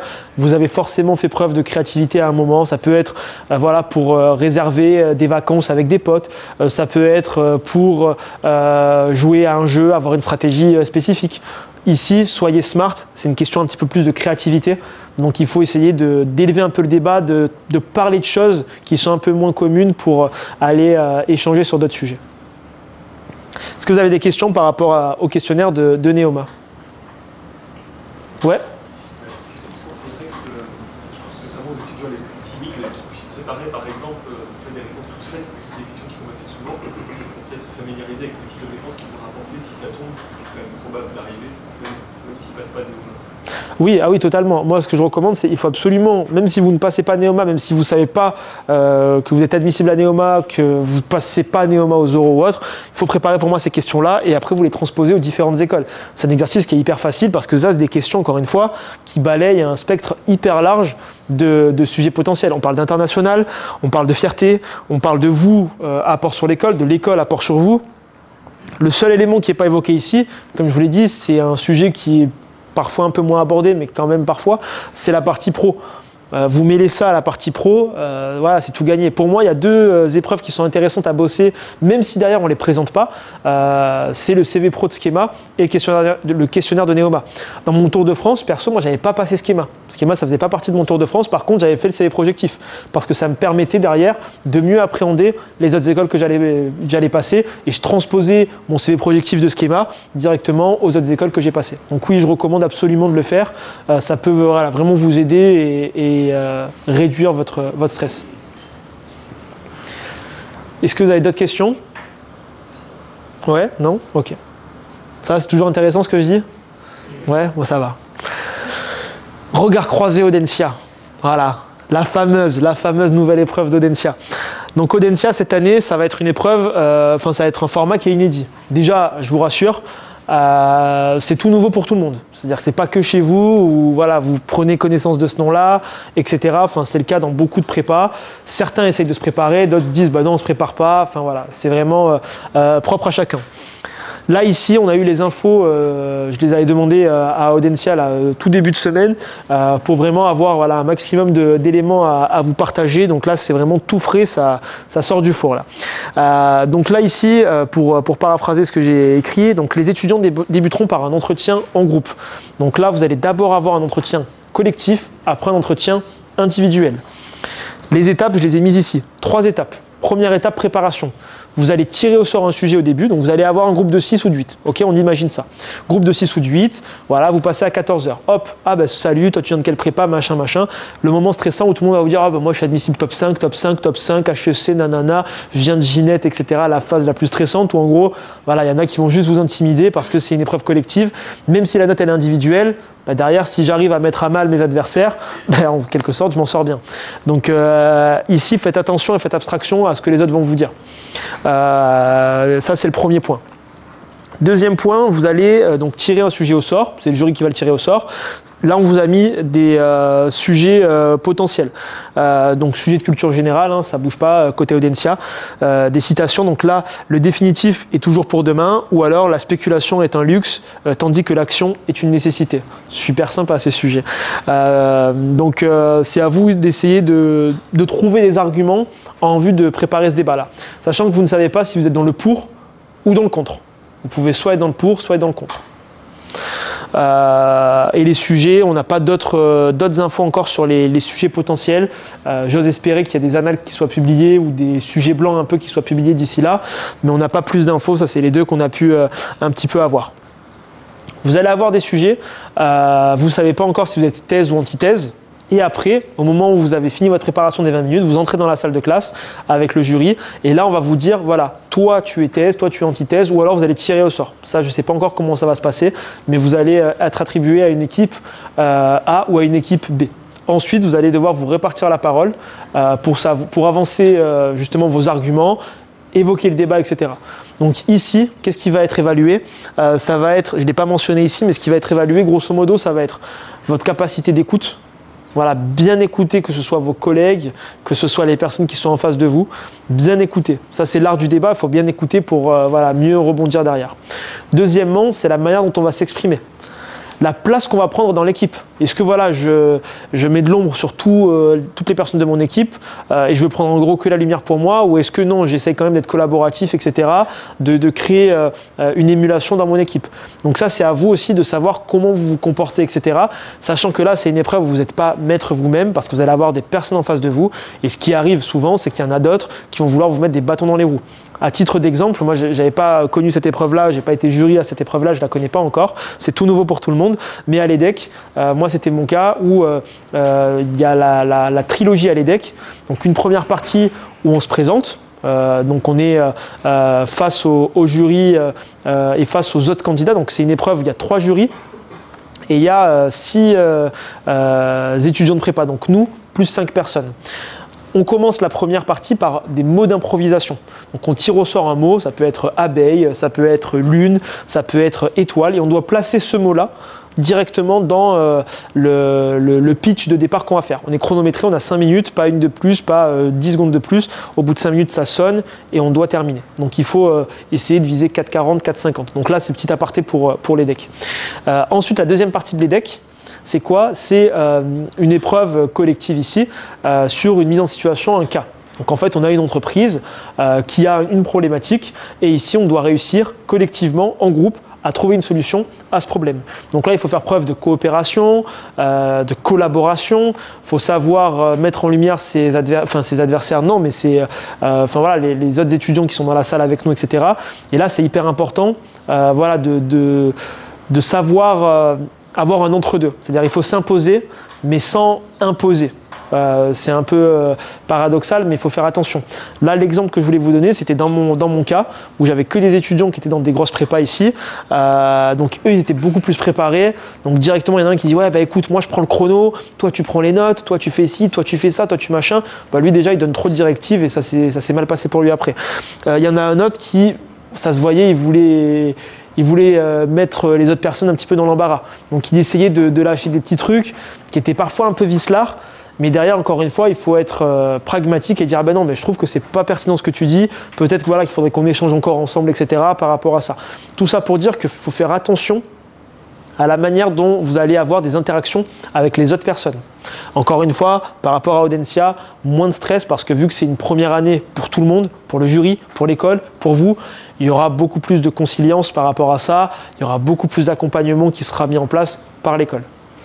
Vous allez débattre, donc pendant 15 minutes, vous allez échanger avec les personnes qui sont avec vous, les personnes qui sont en face de vous, et donc vous allez être jaugé et jugé sur ça, c'est-à-dire l'écoute, la manière d'interagir avec les autres, l'aisance, la prise de parole, et à la fin, vous allez avoir une note individuelle. Bien évidemment que si collectivement vous êtes très bon, bah, ça va vous tirer vers le haut, si collectivement vous êtes très mauvais, ça va tirer votre note vers le bas. Mais la note à la fin, in fine, se fait de manière individuelle. La note sur cette première partie, elle a un coefficient, je ne l'ai pas mentionné ici, si, elle a un coefficient 5, c'est ça, sur cette première partie. Ensuite, vous allez avoir un entretien individuel, soit avec un seul membre du jury, soit avec 2 membres du jury. Donc soit vous passez directement après, c'est-à-dire l'entretien collectif se termine, vous passez avec le jury, soit vous allez devoir attendre le temps que le jury passe avec 1, 2 ou 3 personnes avant vous. Pendant les 15 minutes, on va parler de vous. C'est pas impossible et c'est pas exclu qu'on vous pose des questions par rapport à ce qui s'est passé avant. Ah, je trouvais qu'un tel prenait un peu trop la parole, t'en penses quoi? Donc il faut aussi avoir une bonne analyse de la situation et bien s'en rappeler, si vous passez 1 heure après, derrière être capable de se dire « Ah ok, ça se passe comme ça, il y a ci, il y a ça, etc. » Donc bien avoir une mémoire de tout ce qui va se passer, des échanges que vous allez avoir. Encore une fois, c'est peu probable, mais c'est pas impossible qu'on vous pose la question. À l'EDEC, on vous pose quasi systématiquement la question de savoir « Ah, mais t'as pensé quoi de cette présentation à lui, machin et tout ?» Et en fait, là, ce qu'ils veulent voir, c'est est-ce que vous allez tacler dans le dos de vos camarades les personnes avec qui vous étiez avant. Vous pouvez les critiquer si vous avez un esprit critique, mais encore une fois, il faut être bienveillant. Il ne faut pas les rabaisser. Il faut être pédagogue par rapport à ce qui s'est passé avant. Et après, entretien classique sur vous, vos inspirations, votre envie d'intégrer l'école. Et le coefficient est plus important sur cette dernière partie qui vous concerne uniquement, coefficient 8. Est-ce que vous avez des questions par rapport à cette épreuve regard croisé d'Audencia? Ouais.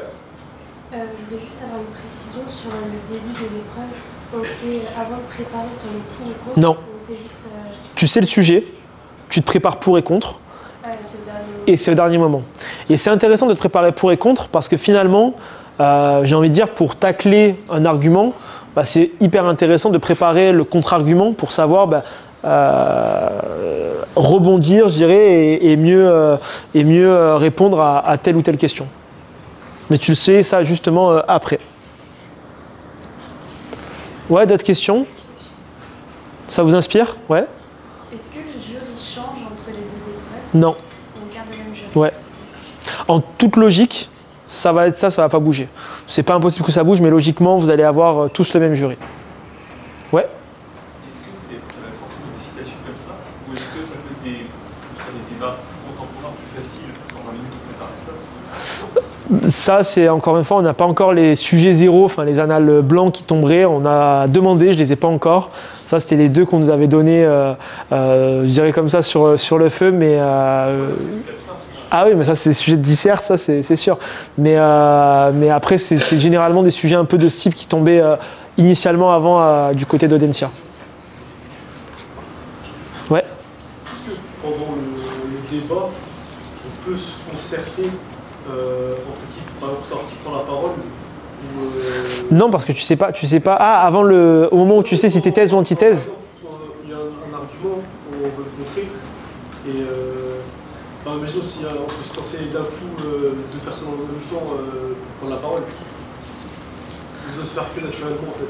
Ça, tu auras un mini temps de préparation, d'ajustement, c'est-à-dire au moment où on va dire thèse, t'es antithèse, et c'est à ce moment-là où voilà, tu te fais un petit check, mais très rapide, tu n'as pas encore 5 ou 10 minutes de préparation, ça doit se faire assez rapidement. Tu as un mini flottement de quelques minutes, 1-2 minutes pour faire les ajustements. Est-ce qu'on peut donner la parole avant si un de mes coéquipiers, je ne sais pas comment on l'appelle, qui demande d'apporter la parole? On peut dire, je peux lui donner la parole en fait. Oui, bien sûr. Camarade Ethan, lui sera. Il est où Ethan là? Oui, Ethan ici. Ah. Mais oui, non, tu peux.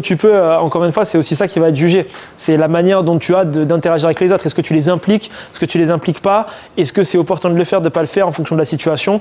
Donc oui, ça, clairement, tu peux le faire et ça sera évalué. Ouais, donc ça, c'est. Donc ça, c'est à toi d'arbitrer vraiment. L'objectif aussi, et je pense que c'est voulu de leur part, c'est donner en fait le moins d'indications, d'être un peu opaque aussi, pour que derrière, tu vois, tu sois le plus spontané, le plus naturel le jour J, et voir comment tu agis face à une situation que tu ne maîtrises pas, que tu ne connais pas. C'est surtout ça qu'ils vont regarder. C'est un peu les cartes à l'EM. On n'a pas parlé de l'EM ici, mais les cartes à l'EM où on va tirer des cartes avec des questions. Est-ce que je suis la piqûre de l'abeille ou le miel, quoi. D'accord, et derrière tu dois réussir à parler de ça. Ou alors il y avait une couleur, une carte, moi j'avais tiré à mon époque, c'était parler de la couleur jaune à un aveugle. Super. Et là tu dois répondre au tac au tac, tu n'as pas de préparation, donc ça c'est assez spécifique. Donc ça, il regarde un peu ta spontanéité ici. Oui? Par rapport aux cartes, je sais, vous êtes les cartes de la réunion, Exo, vous avez pour le jour, il y avait une carte, si vous rencontrez la Salamé dans l'ascenseur, qu'est-ce que vous pourriez lui dire? Ouais. Magique. Parce que les étudiants ne connaissent pas bien Salamé, qu'est-ce qu'ils sont mieux faire? Ils font n'importe quoi en disant je dis ça, ou dire je ne connais pas les Salamé. Faire preuve d'honnêteté, c'est le mieux. C'est le mieux. Ça dépend de la situation, mais le mieux c'est quand même de faire preuve. Enfin là typiquement dans une personnalité comme ça, oui c'est assez spécifique. Si derrière on dit Kim Jong-un, Vladimir Poutine, Volodymyr Zelensky qui sont un peu plus mainstream, là c'est plus contraignant, mais sur un Léa Salamé ou d'autres personnalités du type, c'est pas préjudiciable. Mieux vaut demander au jury de qui il s'agit, ou alors est-ce que voilà, je peux répondre, enfin, vous pouvez me donner une autre personne que je peux connaître, que je suis susceptible de connaître, mais ça peut mieux passer plutôt que d'essayer d'inventer et finalement de faire hors sujet. Oui. Alors, très bonne question, je n'ai pas d'infos là-dessus. En toute logique, tout devrait être brassé de manière différente parce qu'en fait, on ne sait pas combien il y a de CT qui viennent le jour A, le jour B, on ne sait même pas combien il y a de CT qui sont admissibles, de CG. Donc, je pense que tout sera mélangé et ça sera en fonction des personnes qui sont présentes. C'est pour ça qu'ils ont dit 6 ou 8, parce que ça va dépendre aussi du nombre de candidats présents. Et c'est pas impossible que parfois, sur des journées, il y ait un groupe où il y en ait 5, où il y en ait 7, parce qu'il y aura forcément des jours impairs. Mais c'est riche aussi de venir de CT et même de le dire pendant la deuxième partie de l'entretien ou même la première partie si ça se passe bien, parce que derrière tu as une vision qui est complètement différente que des ECG. Qui des ECG, oui, sur le papier en termes de CG sont meilleurs que vous, mais sur d'autres éléments beaucoup plus techniques ou autres qui peuvent être intéressants sur ces sujets-là, vous pouvez apporter voilà, un vrai relief au débat par la spécialité. Donc justement, voyez-le plus comme un avantage et une force de venir d'une prépa de province et d'une prépa ECT dans ce type d'épreuve-là, mais c'est une aubaine. Et les écoles vous préfèrent à des profils beaucoup plus conformés qui sont ECG de top prépa parisienne. Vous avez d'autres questions par rapport à ça? Ouais, non, ça va? Ok, nickel. Et il nous reste parfait un petit peu de temps pour parler des deux derniers sujets. Le premier, c'est celui de schéma, CV projectif de schéma, pareil. Je vous invite à taper CV projectif schéma ministère prépa. On a des CV qui ont eu 20 sur 20, on a des templates à télécharger pour vous permettre d'avoir une base, un petit peu de CV, etc. Grosso modo, l'épreuve de schéma, elle se distingue il y a 5 objectifs en fait à cette épreuve-là. Premièrement, capacité à se projeter. On se projette sur 10 ans. On se projette en 2035. Comme vous pouvez le voir sur ce CV-là, il y a une partie en noir, une partie en couleur. La partie en noir, c'est la partie qui est factuellement vraie au jour d'aujourd'hui. La partie en couleur, c'est la partie qui est projective, donc de 2026 à 2035. Ce qui est de 2025 à avant, ça, c'est en noir. Donc là, il faut en fait regarder tout simplement ce qui a déjà été fait pour voir un petit peu les types d'expériences, qu'est-ce qu'on doit mettre, quelles sont les attentes. Donc il y a plein de CV qui ont eu 20 sur 20, qui ont été publiés sur Mister Prépa. Je vous invite vraiment à aller les voir, c'est une bonne base. Et ce que je vous ai dit, c'est de coupler ça à LinkedIn. Allez voir des personnes qui ont été diplômées de schéma il y a 10 ans en arrière. Ok, ils ont fait le Master Finance il y a 10 ans, très bien, c'est quoi leur carrière? Ah, ils ont fait auditeur chez EY, ils ont fait du M&A chez Société Générale, ils ont ensuite fait de la gestion de patrimoine chez Edmond Rothschild, etc. Donc c'est hyper pertinent ici de voir ça. Ah, il a fait un double diplôme avec telle université, il a fait telle expérience avant, il a fait telle expérience associative. C'est hyper riche, donc allez voir LinkedIn parce que franchement, ça vous aide hyper bien là-dessus. Donc là, ici, CV projectif, c'est un CV qui est fictif, encore une fois. Votre CV ne va pas être conservé, il sera détruit dans la foulée. Et ce n'est pas parce que vous avez dit que vous voulez faire tel campus de schéma que derrière, vous allez à un autre campus. Enfin, il n'y a pas de problème aucunement par rapport à ça. Pour le CV, pareil, vous allez le transmettre en main propre au jury. Il ne me semble pas que vous devez l'upload, ou même si vous devez l'upload, ramenez-le. Vous le donnez au jury, imprimez-le en 5-6 exemplaires pour en avoir un pour vous, 3 s'il y a 3 jurys en face de vous. C'est toujours plus pratique. Un avant si voilà, je m'entraîne, je vais écrire dessus, etc. C'est hyper important. Il faut avoir une cohérence. Ça, c'est pour chaque entretien, encore une fois, c'est la cohérence. Mais surtout sur cette épreuve de schéma, on va regarder la cohérence. C'est hyper important. La capacité à savoir vous raconter. Qu'est-ce que vous avez fait avant qui vous a défini, qui vous caractérise aujourd'hui et cohérent avec ce que vous aspirez à faire par la suite. Ça, c'est hyper important, encore une fois, il faut réussir à être capable et en mesure de le construire. L'ambition. Est-ce que vous avez de l'ambition? Et ça, c'est ce qu'il faut. Schéma, c'est une école qui est ambitieuse, qui a eu des très belles performances ces dernières années sur les classements et elle veut des étudiants qui ont les crocs, qui ont de l'ambition, qui veulent aller chercher des choses qui à première vue sont inaccessibles pour des étudiants qui ne sont pas dans la sphère du top 5. Ça c'est hyper important et il faut absolument montrer de l'ambition, ne pas avoir peur des ambitions et encore une fois, il ne faut pas être complètement déconnecté, dire qu'au bout de 10 ans, vous voulez être PDG de Danone ou de McKinsey parce que c'est complètement irréalisable. Mais voilà, avoir de la cohérence dans votre projet et de l'ambition, c'est quand même quelque chose qui est regardé. Et enfin, il faut être capable de maîtriser quelques termes techniques du monde pro parce que voilà, vous allez mettre des postes concrets ici. Vous allez être product manager, vous allez être asset manager, vous allez être assistant chef de produit.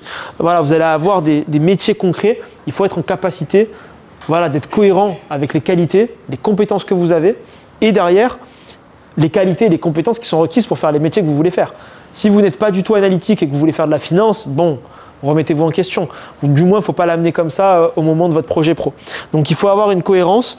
Et ici, encore une fois, je vous invite vraiment à regarder plein de CV projectifs qui ont été faits pour voilà, avoir une idée un peu globale des attentes et potentiellement vous identifier à un profil plus spécifique à un moment donné.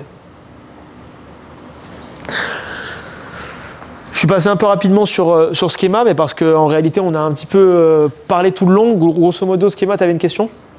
Non? Oui, toi? Ah non, pardon, désolé. En gros, Schema, c'est hyper intéressant parce que faire Schema, derrière, après, vous transposez ce travail que vous avez fait sur Schema à d'autres écoles et c'est hyper riche derrière pour pouvoir justement préparer la projection que vous pouvez avoir sur d'autres écoles. Il y a une question tout à l'heure que je vous ai dit qui revient assez régulièrement, c'est celle-là. Où vous voyez-vous dans 10 ans? C'est le CV projectif de Schema. Où voyez-vous, voilà, qu'aimeriez-vous accomplir d'ici 5 ans? Bon, hormis dire je veux être diplômé de l'école que vous allez présenter, avoir des accomplissements pro, c'est hyper intéressant et c'est ce qui vient ici répondre au CV projectif de Schema. Est-ce que vous avez des questions par rapport aux entretiens spécifiques, plus largement, des écoles au sens large, des différentes écoles? Ouais. Ok. Et après, donc là, GEM qui est probablement aussi une école que vous allez passer. Pareil ici, entretien inversé. Donc là, vous avez d'abord 5 minutes d'exposé, 10 minutes d'entretien inversé, 15 minutes d'entretien classique. Là, encore une fois, ici, je vous ramène directement vers des vidéos qu'on a pu faire sur Mister Prépa. Là, d'ailleurs, on a une vidéo qui va sortir, petit teasing en avant-première, sur l'entretien inversé, un entretien blanc qu'on a tourné tout en haut des Alpes. Enfin, vous allez voir, le cadre, il est magnifique, il y a la montagne et tout, c'est très cool. Et ça sort lundi prochain, il me semble, de mémoire, le 19. Donc, vous allez voir, ça va être assez cool. Donc, j'invite vraiment à aller le voir parce que, voilà, c'est des vidéos qui vous permettent vraiment de voir c'est quoi les questions qui sont posées, comment on pose les questions, quel type de questions on pose, comment on fait la phase de restitution et la synthèse à la fin. Voilà, il y a plein de conseils et c'est hyper intéressant. Donc je vous invite à aller consommer le contenu qu'on fait qui est encore une fois 100% gratuit là-dessus. Dernière étape, je tenais quand même à en parler, c'est important, c'est le SIGEM. C'est le nerf de la guerre. Sans SIGEM, il n'y a pas d'intégration à l'école. SIGEM, c'est quoi? C'est le système d'intégration aux grandes écoles de management. Ça a été créé en 2020 et le SIGEM, vous le connaissez pour une autre raison, c'est le classement. Le classement SIGEM, il émane de quoi? Il émane des médias. C'est une création pure et dure des médias, le SIGEM, qui a été fait. Pourquoi? Parce qu'en fait, SIGEM, c'est une association qui est gérée par des directions d'écoles. Là, actuellement, c'est la directrice de TBS, la directrice des programmes de TBS, Anne Rivière, qui est la présidente de SIGEM. Et les membres qui sont à la trésorerie, etc., c'est des membres de l'EDEC, de GEM, etc. Donc c'est fait et c'est géré par les écoles. Le SIGEM, donc nous en fait on reçoit à la fin de l'étape 3, au moment des résultats d'affectation, on reçoit une grille de désistement croisé et c'est de ça qu'émane le classement SIGEM qu'on connaît aujourd'hui. Mais c'est une pure création des médias, officiellement il n'y a pas de classement SIGEM. Ça c'est pour la petite anecdote, la petite culture. Le SIGEM ça va commencer le 1er juillet. Marquez-le en rouge, cette page-là vous la screenez, vous la photographiez, vous l'imprimez dans votre classe, c'est le SIGEM. C'est hyper important parce que chaque année il y en a qui oublient de payer la compte et de fait il n'y a pas d'accès au SIGEM, pas d'intégration en école. Il y en a qui oublient de rentrer les choix. Je rentre pas de choix, j'ai pas de vœux, j'intègre pas d'école. Donc il faut faire attention par rapport à ça. Ça fonctionne pas comme Parcoursup, je vais vous expliquer très brièvement le format. Déjà, première étape, c'est s'inscrire sur SIGEM. Donc là, vous allez avoir un report de vos datas BCE, de vos datas Ecricom directement sur SIGEM. C'est automatique. Essayez de vous connecter le premier quand même pour vous assurer que tout soit en règle, qu'il n'y ait pas de problème, parce que si vous vous rendez compte le 8 à midi qu'il y a un problème, c'est un peu problématique quand même. Donc prévoyez ça. Pour les étudiants qui sont non boursiers, vous devez payer 800 € qui seront déduits des frais de première année. Par exemple, pour intégrer, pour payer, je crois que c'est Schema, c'est 55 000 le PGE, vous payerez 800 € en moins votre première année de PGE qui sera déduit du SIGEM. Pour les étudiants boursiers, bonne nouvelle, depuis 2022, c'est 100% gratuit, vous n'avez rien à payer. Il faut quand même s'inscrire, c'est comme aux impôts, voilà, il faut quand même faire la déclaration sur le SIGEM. Donc là, ça va se passer, vous allez avoir une semaine, anticiper. Ensuite, vous allez avoir les résultats d'admission des écoles qui vont être publiés, comme je vous le mettais juste en intro. Ça va être publié, allez hop, tac. Ça va être publié, voilà, 10, 11, 9, c'est ça. Donc ça va être publié la premier tiers de juillet, du mercredi 9 juillet au vendredi 11 juillet. Vous allez avoir le mail qui dit « Ok ». Vous êtes classé, vous êtes non classé, vous êtes rang X, vous êtes rang Y. Vous allez savoir vous situer et savoir si vous pouvez classer les écoles sur SIGEM. Ça va se passer comment? Résultat d'admissibilité, début juin, vous allez savoir si vous êtes admissible ou non admissible. Okay. Parmi les écoles sur lesquelles vous êtes admissible, on va dire 8 écoles. Vous décidez de passer 5 d'entre elles. Okay. À l'issue de votre Tour de France, vous avez les résultats d'admission. Vous êtes classé dans 4 des 5 écoles que vous avez présentées. Okay. Donc sur SIGEM, vous allez avoir le choix entre ces 4 écoles. Les écoles où vous avez été éliminées auparavant, aux écrits ou aux oraux, ne figureront pas sur SIGEM et vous ne pourrez pas prétendre à les intégrer, sauf si vous cubez. Du coup, concernant la partie SIGEM, le report des résultats d'admission va se faire automatiquement au moment de l'étape 2 sur la partie SIGEM, la saisie des vœux. Vous allez avoir ici un moment qui est hyper rapide. Mardi 15 juillet au mercredi 16 juillet. Là, votre avenir en école se joue sur cette plage horaire-là. Donc, soyez assurés d'être connectés, même si vous êtes à l'étranger, de pouvoir avoir une bonne co, machin et tout. Pareil, connectez-vous plutôt le 15, plutôt tôt le matin, plutôt qu'en fin de journée s'il y a un problème ou un bug ou quoi que ce soit. Sachant que le lundi, c'est le 14 et c'est férié. Et avant, c'est le week-end. Du coup, le résultat d'admission, tout va se reporter le 15 juillet. Vous allez avoir 36 heures, même pas, pour faire vos vœux. Donc, ça va être hyper rapide, un peu plus, ouais. Donc là, vous allez classer par ordre de préférence les écoles que vous souhaitez intégrer. Donc, parmi les 4 écoles, j'ai pris l'exemple tout à l'heure. Ah, ben, il y en a une, je ne l'avais absolument pas. La classez pas, ça ne sert à rien parce que vous pouvez derrière être affecté dans cette école-là et on va y revenir dans ces cas de figure-là, c'est un peu contraignant. Donc, je classe 3 écoles et il faut classer les 3 écoles par ordre de préférence. C'est pas parce que je suis classé 1900e et que le rang du dernier admis l'année dernière était 1800 que je n'ai pas de chance ou alors que je diminue mes chances d'intégrer l'école numéro 2. L'algorithme SIGEM est hyper bien fait de sorte à ce que vous ayez l'école par rapport à votre classement in fine. Mais il ne faut pas raisonner de manière hyper bête et se dire « Ah non, par exemple, je suis classé 500e à Schema. » Bon, si vous êtes classé 500e, vous êtes primé. On va dire « Je suis classé 1800e où j'ai une phase peut-être incertaine de doute, très probablement, ou 2000e. J'ai une phase de doute, je ne sais pas si je la classe. » C'est pas parce que vous allez la classer en 3e que vous allez avoir moins de chances que si vous la classez en premier. Pas du tout. Ça, il n'y a pas du tout de corrélation directe par rapport à ça. Il faut vraiment la classer par ordre de préférence. Et après, l'algorithme, il tourne. 1 HEC, ok, je l'affecte. 2 HEC, j'affecte. Et après, ça monte en fonction des désistements croisés, etc. Donc, si vous avez Schema parce que vous êtes 2000e, vous n'avez pas votre vœu 1 et votre 2 et votre vœu 2, vous allez automatiquement être affecté à Schema in fine sans problème. Donc, le SIGEM est fait de sorte à ce qu'il n'y ait pas de soucis. Pareil, c'est une phase unique. C'est pas Parcoursup, il n'y a pas plusieurs vagues ou quoi que ce soit, il n'y a pas moyen d'appeler l'école, de négocier, de dire « Ah ben en fait j'étais classé 1300, est-ce que je peux venir, etc. » Non, c'est mort. Donc là vraiment, il faut classer les écoles par ordre de préférence sur l'étape 2, vraiment par ordre de préférence. Vous pouvez faire des modifications, il n'y a pas de problème avant la date impartie. Assurez-vous d'avoir le mail de confirmation que voilà, tout est bien fait, tout est nickel. Et derrière, vous allez vous connecter, deuxième phase la plus récente de votre vie, après les résultats d'admissibilité, résultats d'affectation, voire d'admission, ça dépend pour certains. Les résultats d'affectation, donc là le vendredi 18 à 14h, vous allez vous connecter sur SIGEM et vous allez voir l'école que vous allez rejoindre. Peut-être que vous n'allez pas avoir de surprise parce que par rapport à votre classement, voilà, si vous êtes dans les top 500, top 600, vous savez que quoi qu'il arrive, ça passe, hormis pour HEC où ça passera pas. Mais voilà, il y a des classements quand même qui sont assez intéressants. Nous, on fait des analyses de rang. C'est à titre indicatif. Il faut absolument pas s'y fier parce que ça dépend chaque année. Il y a des écoles qui vont avoir une attractivité, un bon, qui vont derrière gagner des places, d'autres qui vont en perdre, etc. C'est hyper variable. Donc, il faut vraiment faire attention à ça. À partir du moment où vous êtes classé, il y a une proba, même faible, d'intégrer l'école. Donc, il faut maximiser ses chances. Et après, à l'issue du 18 juillet, ça y est, vous êtes en vacances, la prépa c'est fini. Et après, vous allez recevoir les mails pour la paperasse et intégrer votre future école. Les cas de figure potentiels à prendre en compte, c'est donc ouais, vous voyez, dans 2 mois la prépa c'est fini là officiellement, hein. Donc là c'est quand même très cool. Des petits cas de figure à prendre en compte, c'est si je classe une école et finalement je ne veux pas rejoindre l'école, j'ai une réflexion, je sais pas, j'ai pas envie, j'ai plus l'envie, etc., je ne veux pas rejoindre l'école. Dans ce cas-là, eh ben, vous ne serez pas remboursé des 800 € si vous avez payé les 800 € et vous ne pourrez pas prétendre à rejoindre une autre école. Donc soit vous devrez cuber, soit vous réorienter. Ça c'est un cas de figure.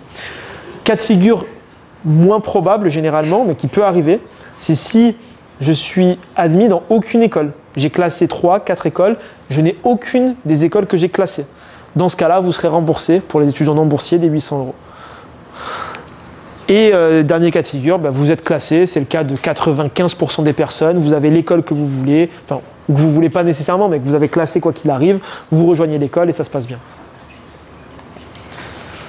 Ok pour ça, est-ce que vous avez des questions par rapport à la procédure SIGEM? Ouais.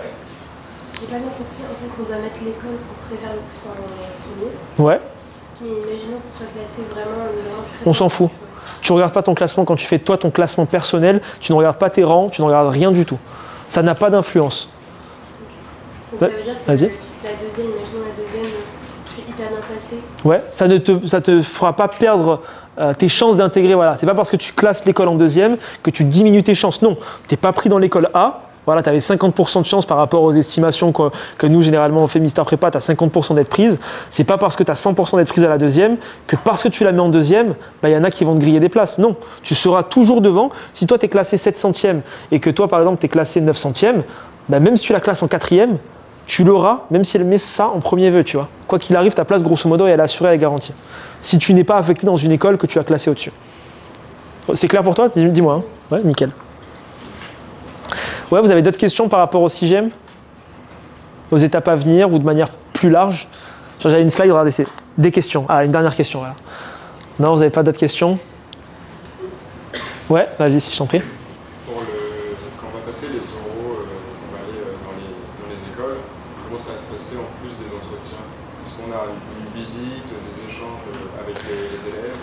Alors, chaque école a une expérience qui est spécifique. Nous, on répertorie ça, vous pouvez le voir, vous tapez sur Internet « classement meilleurs oraux », vous verrez des articles qu'on fait, Mister Prépa, etc., nos différents médias. Et en gros, tu as des oraux qui se déroulent de manière différente en fonction des écoles. Tu en as qui vont avoir des thèmes spécifiques. Par exemple, je sais que chaque année, Audencia, Neoma, enfin c'est le cas un peu toutes les écoles, hein, mais eux, ils ont un peu plus l'accent là-dessus, où ils vont vraiment faire une déco complète, etc., du campus aux couleurs de l'événement il y a quelques années. Audencia, par exemple, c'était le Far West. Voilà, le campus, c'était du cow-boy partout. Enfin, c'était assez marrant. Donc, tu as une expérience. Voilà, tu peux visiter la ville, tu peux t'amuser, tu peux jouer à la play, tu peux faire des FIFA. Enfin, il y a plein de choses à faire pendant les oraux.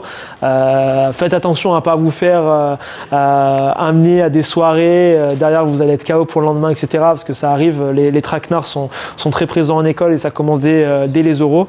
Donc, faites attention à ça. Mais grosso modo, tu as tout qui est fait pour vraiment passer un bon moment. Des fois, tu as de la manucure, tu as des massages, tu as des gens qui se font coiffer, tu en as enfin, tu as 3 milliards de trucs qui se font, quoi. Les écoles essayent toutes d'innover parce que leur enjeu, c'est que tu passes le meilleur moment pour que derrière, tu sois dans les meilleures conditions et que derrière, tu veuilles rejoindre l'école. C'est ce que je disais tout à l'heure à Neoma. Neoma, ils m'ont mis une tête de malade. J'étais comme un fou en sortant de Neoma. J'ai dit, mais c'est pas possible, il faut que je vous rejoigne, tu vois. Donc, ils étaient hyper forts, il y avait une fanfare. Enfin, je vais pas vous spoil, mais voilà, il y a plein de trucs de fous qui sont faits, des spectacles. Enfin, c'est assez cool. Et après, libre à toi d'y participer ou pas. Tu peux soit te focus que sur tes euros, tu peux soit vivre l'expérience. C'est pour ça qu'il y en a qui essayent aussi de faire des fois 2 jours. Un jour en mode concours, un jour en mode un petit peu plus chill, etc. Ça dépend encore une fois. C'est pour ça que moi, je vous recommande quand même d'avoir un peu de flexibilité dans le Tour de France avec un petit jour de rap par-ci par-là au cas où, pour essayer, voilà, si vous avez bien kiffé un oral à droite ou à gauche, de passer un peu plus de temps. Ouais. On peut classer combien d'écoles au maximum dans notre classement personnel SIGEM? Autant d'écoles que celles où tu seras classé. C'est-à-dire que si au moment des euros, tu passes 6 écoles et que tu es classé dans ces 6 écoles-là, tu peux classer 6 écoles. Tu peux en classer une, tu peux en classer 6, c'est vraiment à toi de voir. Ouais, d'autres questions? Non, t'en avais une? Non? Ok. Sûr? C'est votre dernier mot? Bah, si vous avez d'autres questions d'ici là qui vous viennent quand on est là, n'hésitez pas. Sinon, bah, voilà, vous envoyez un DM sur Insta, Mister Prépa. Ce sera quelqu'un de l'équipe ou moi-même qui y répondront. Voilà, je ne suis pas tout seul à gérer Mister Prépa, les différents projets. On est une équipe de 15 personnes en tout à temps plein. Et après, on a 150 étudiants d'école. D'ailleurs, l'année prochaine, peut-être que vous pourrez nous rejoindre si vous voulez. C'est d'ailleurs un ancien de chez vous qui nous a fait venir aujourd'hui ici. Donc ça, c'est très sympa. C'est tout bon, merci.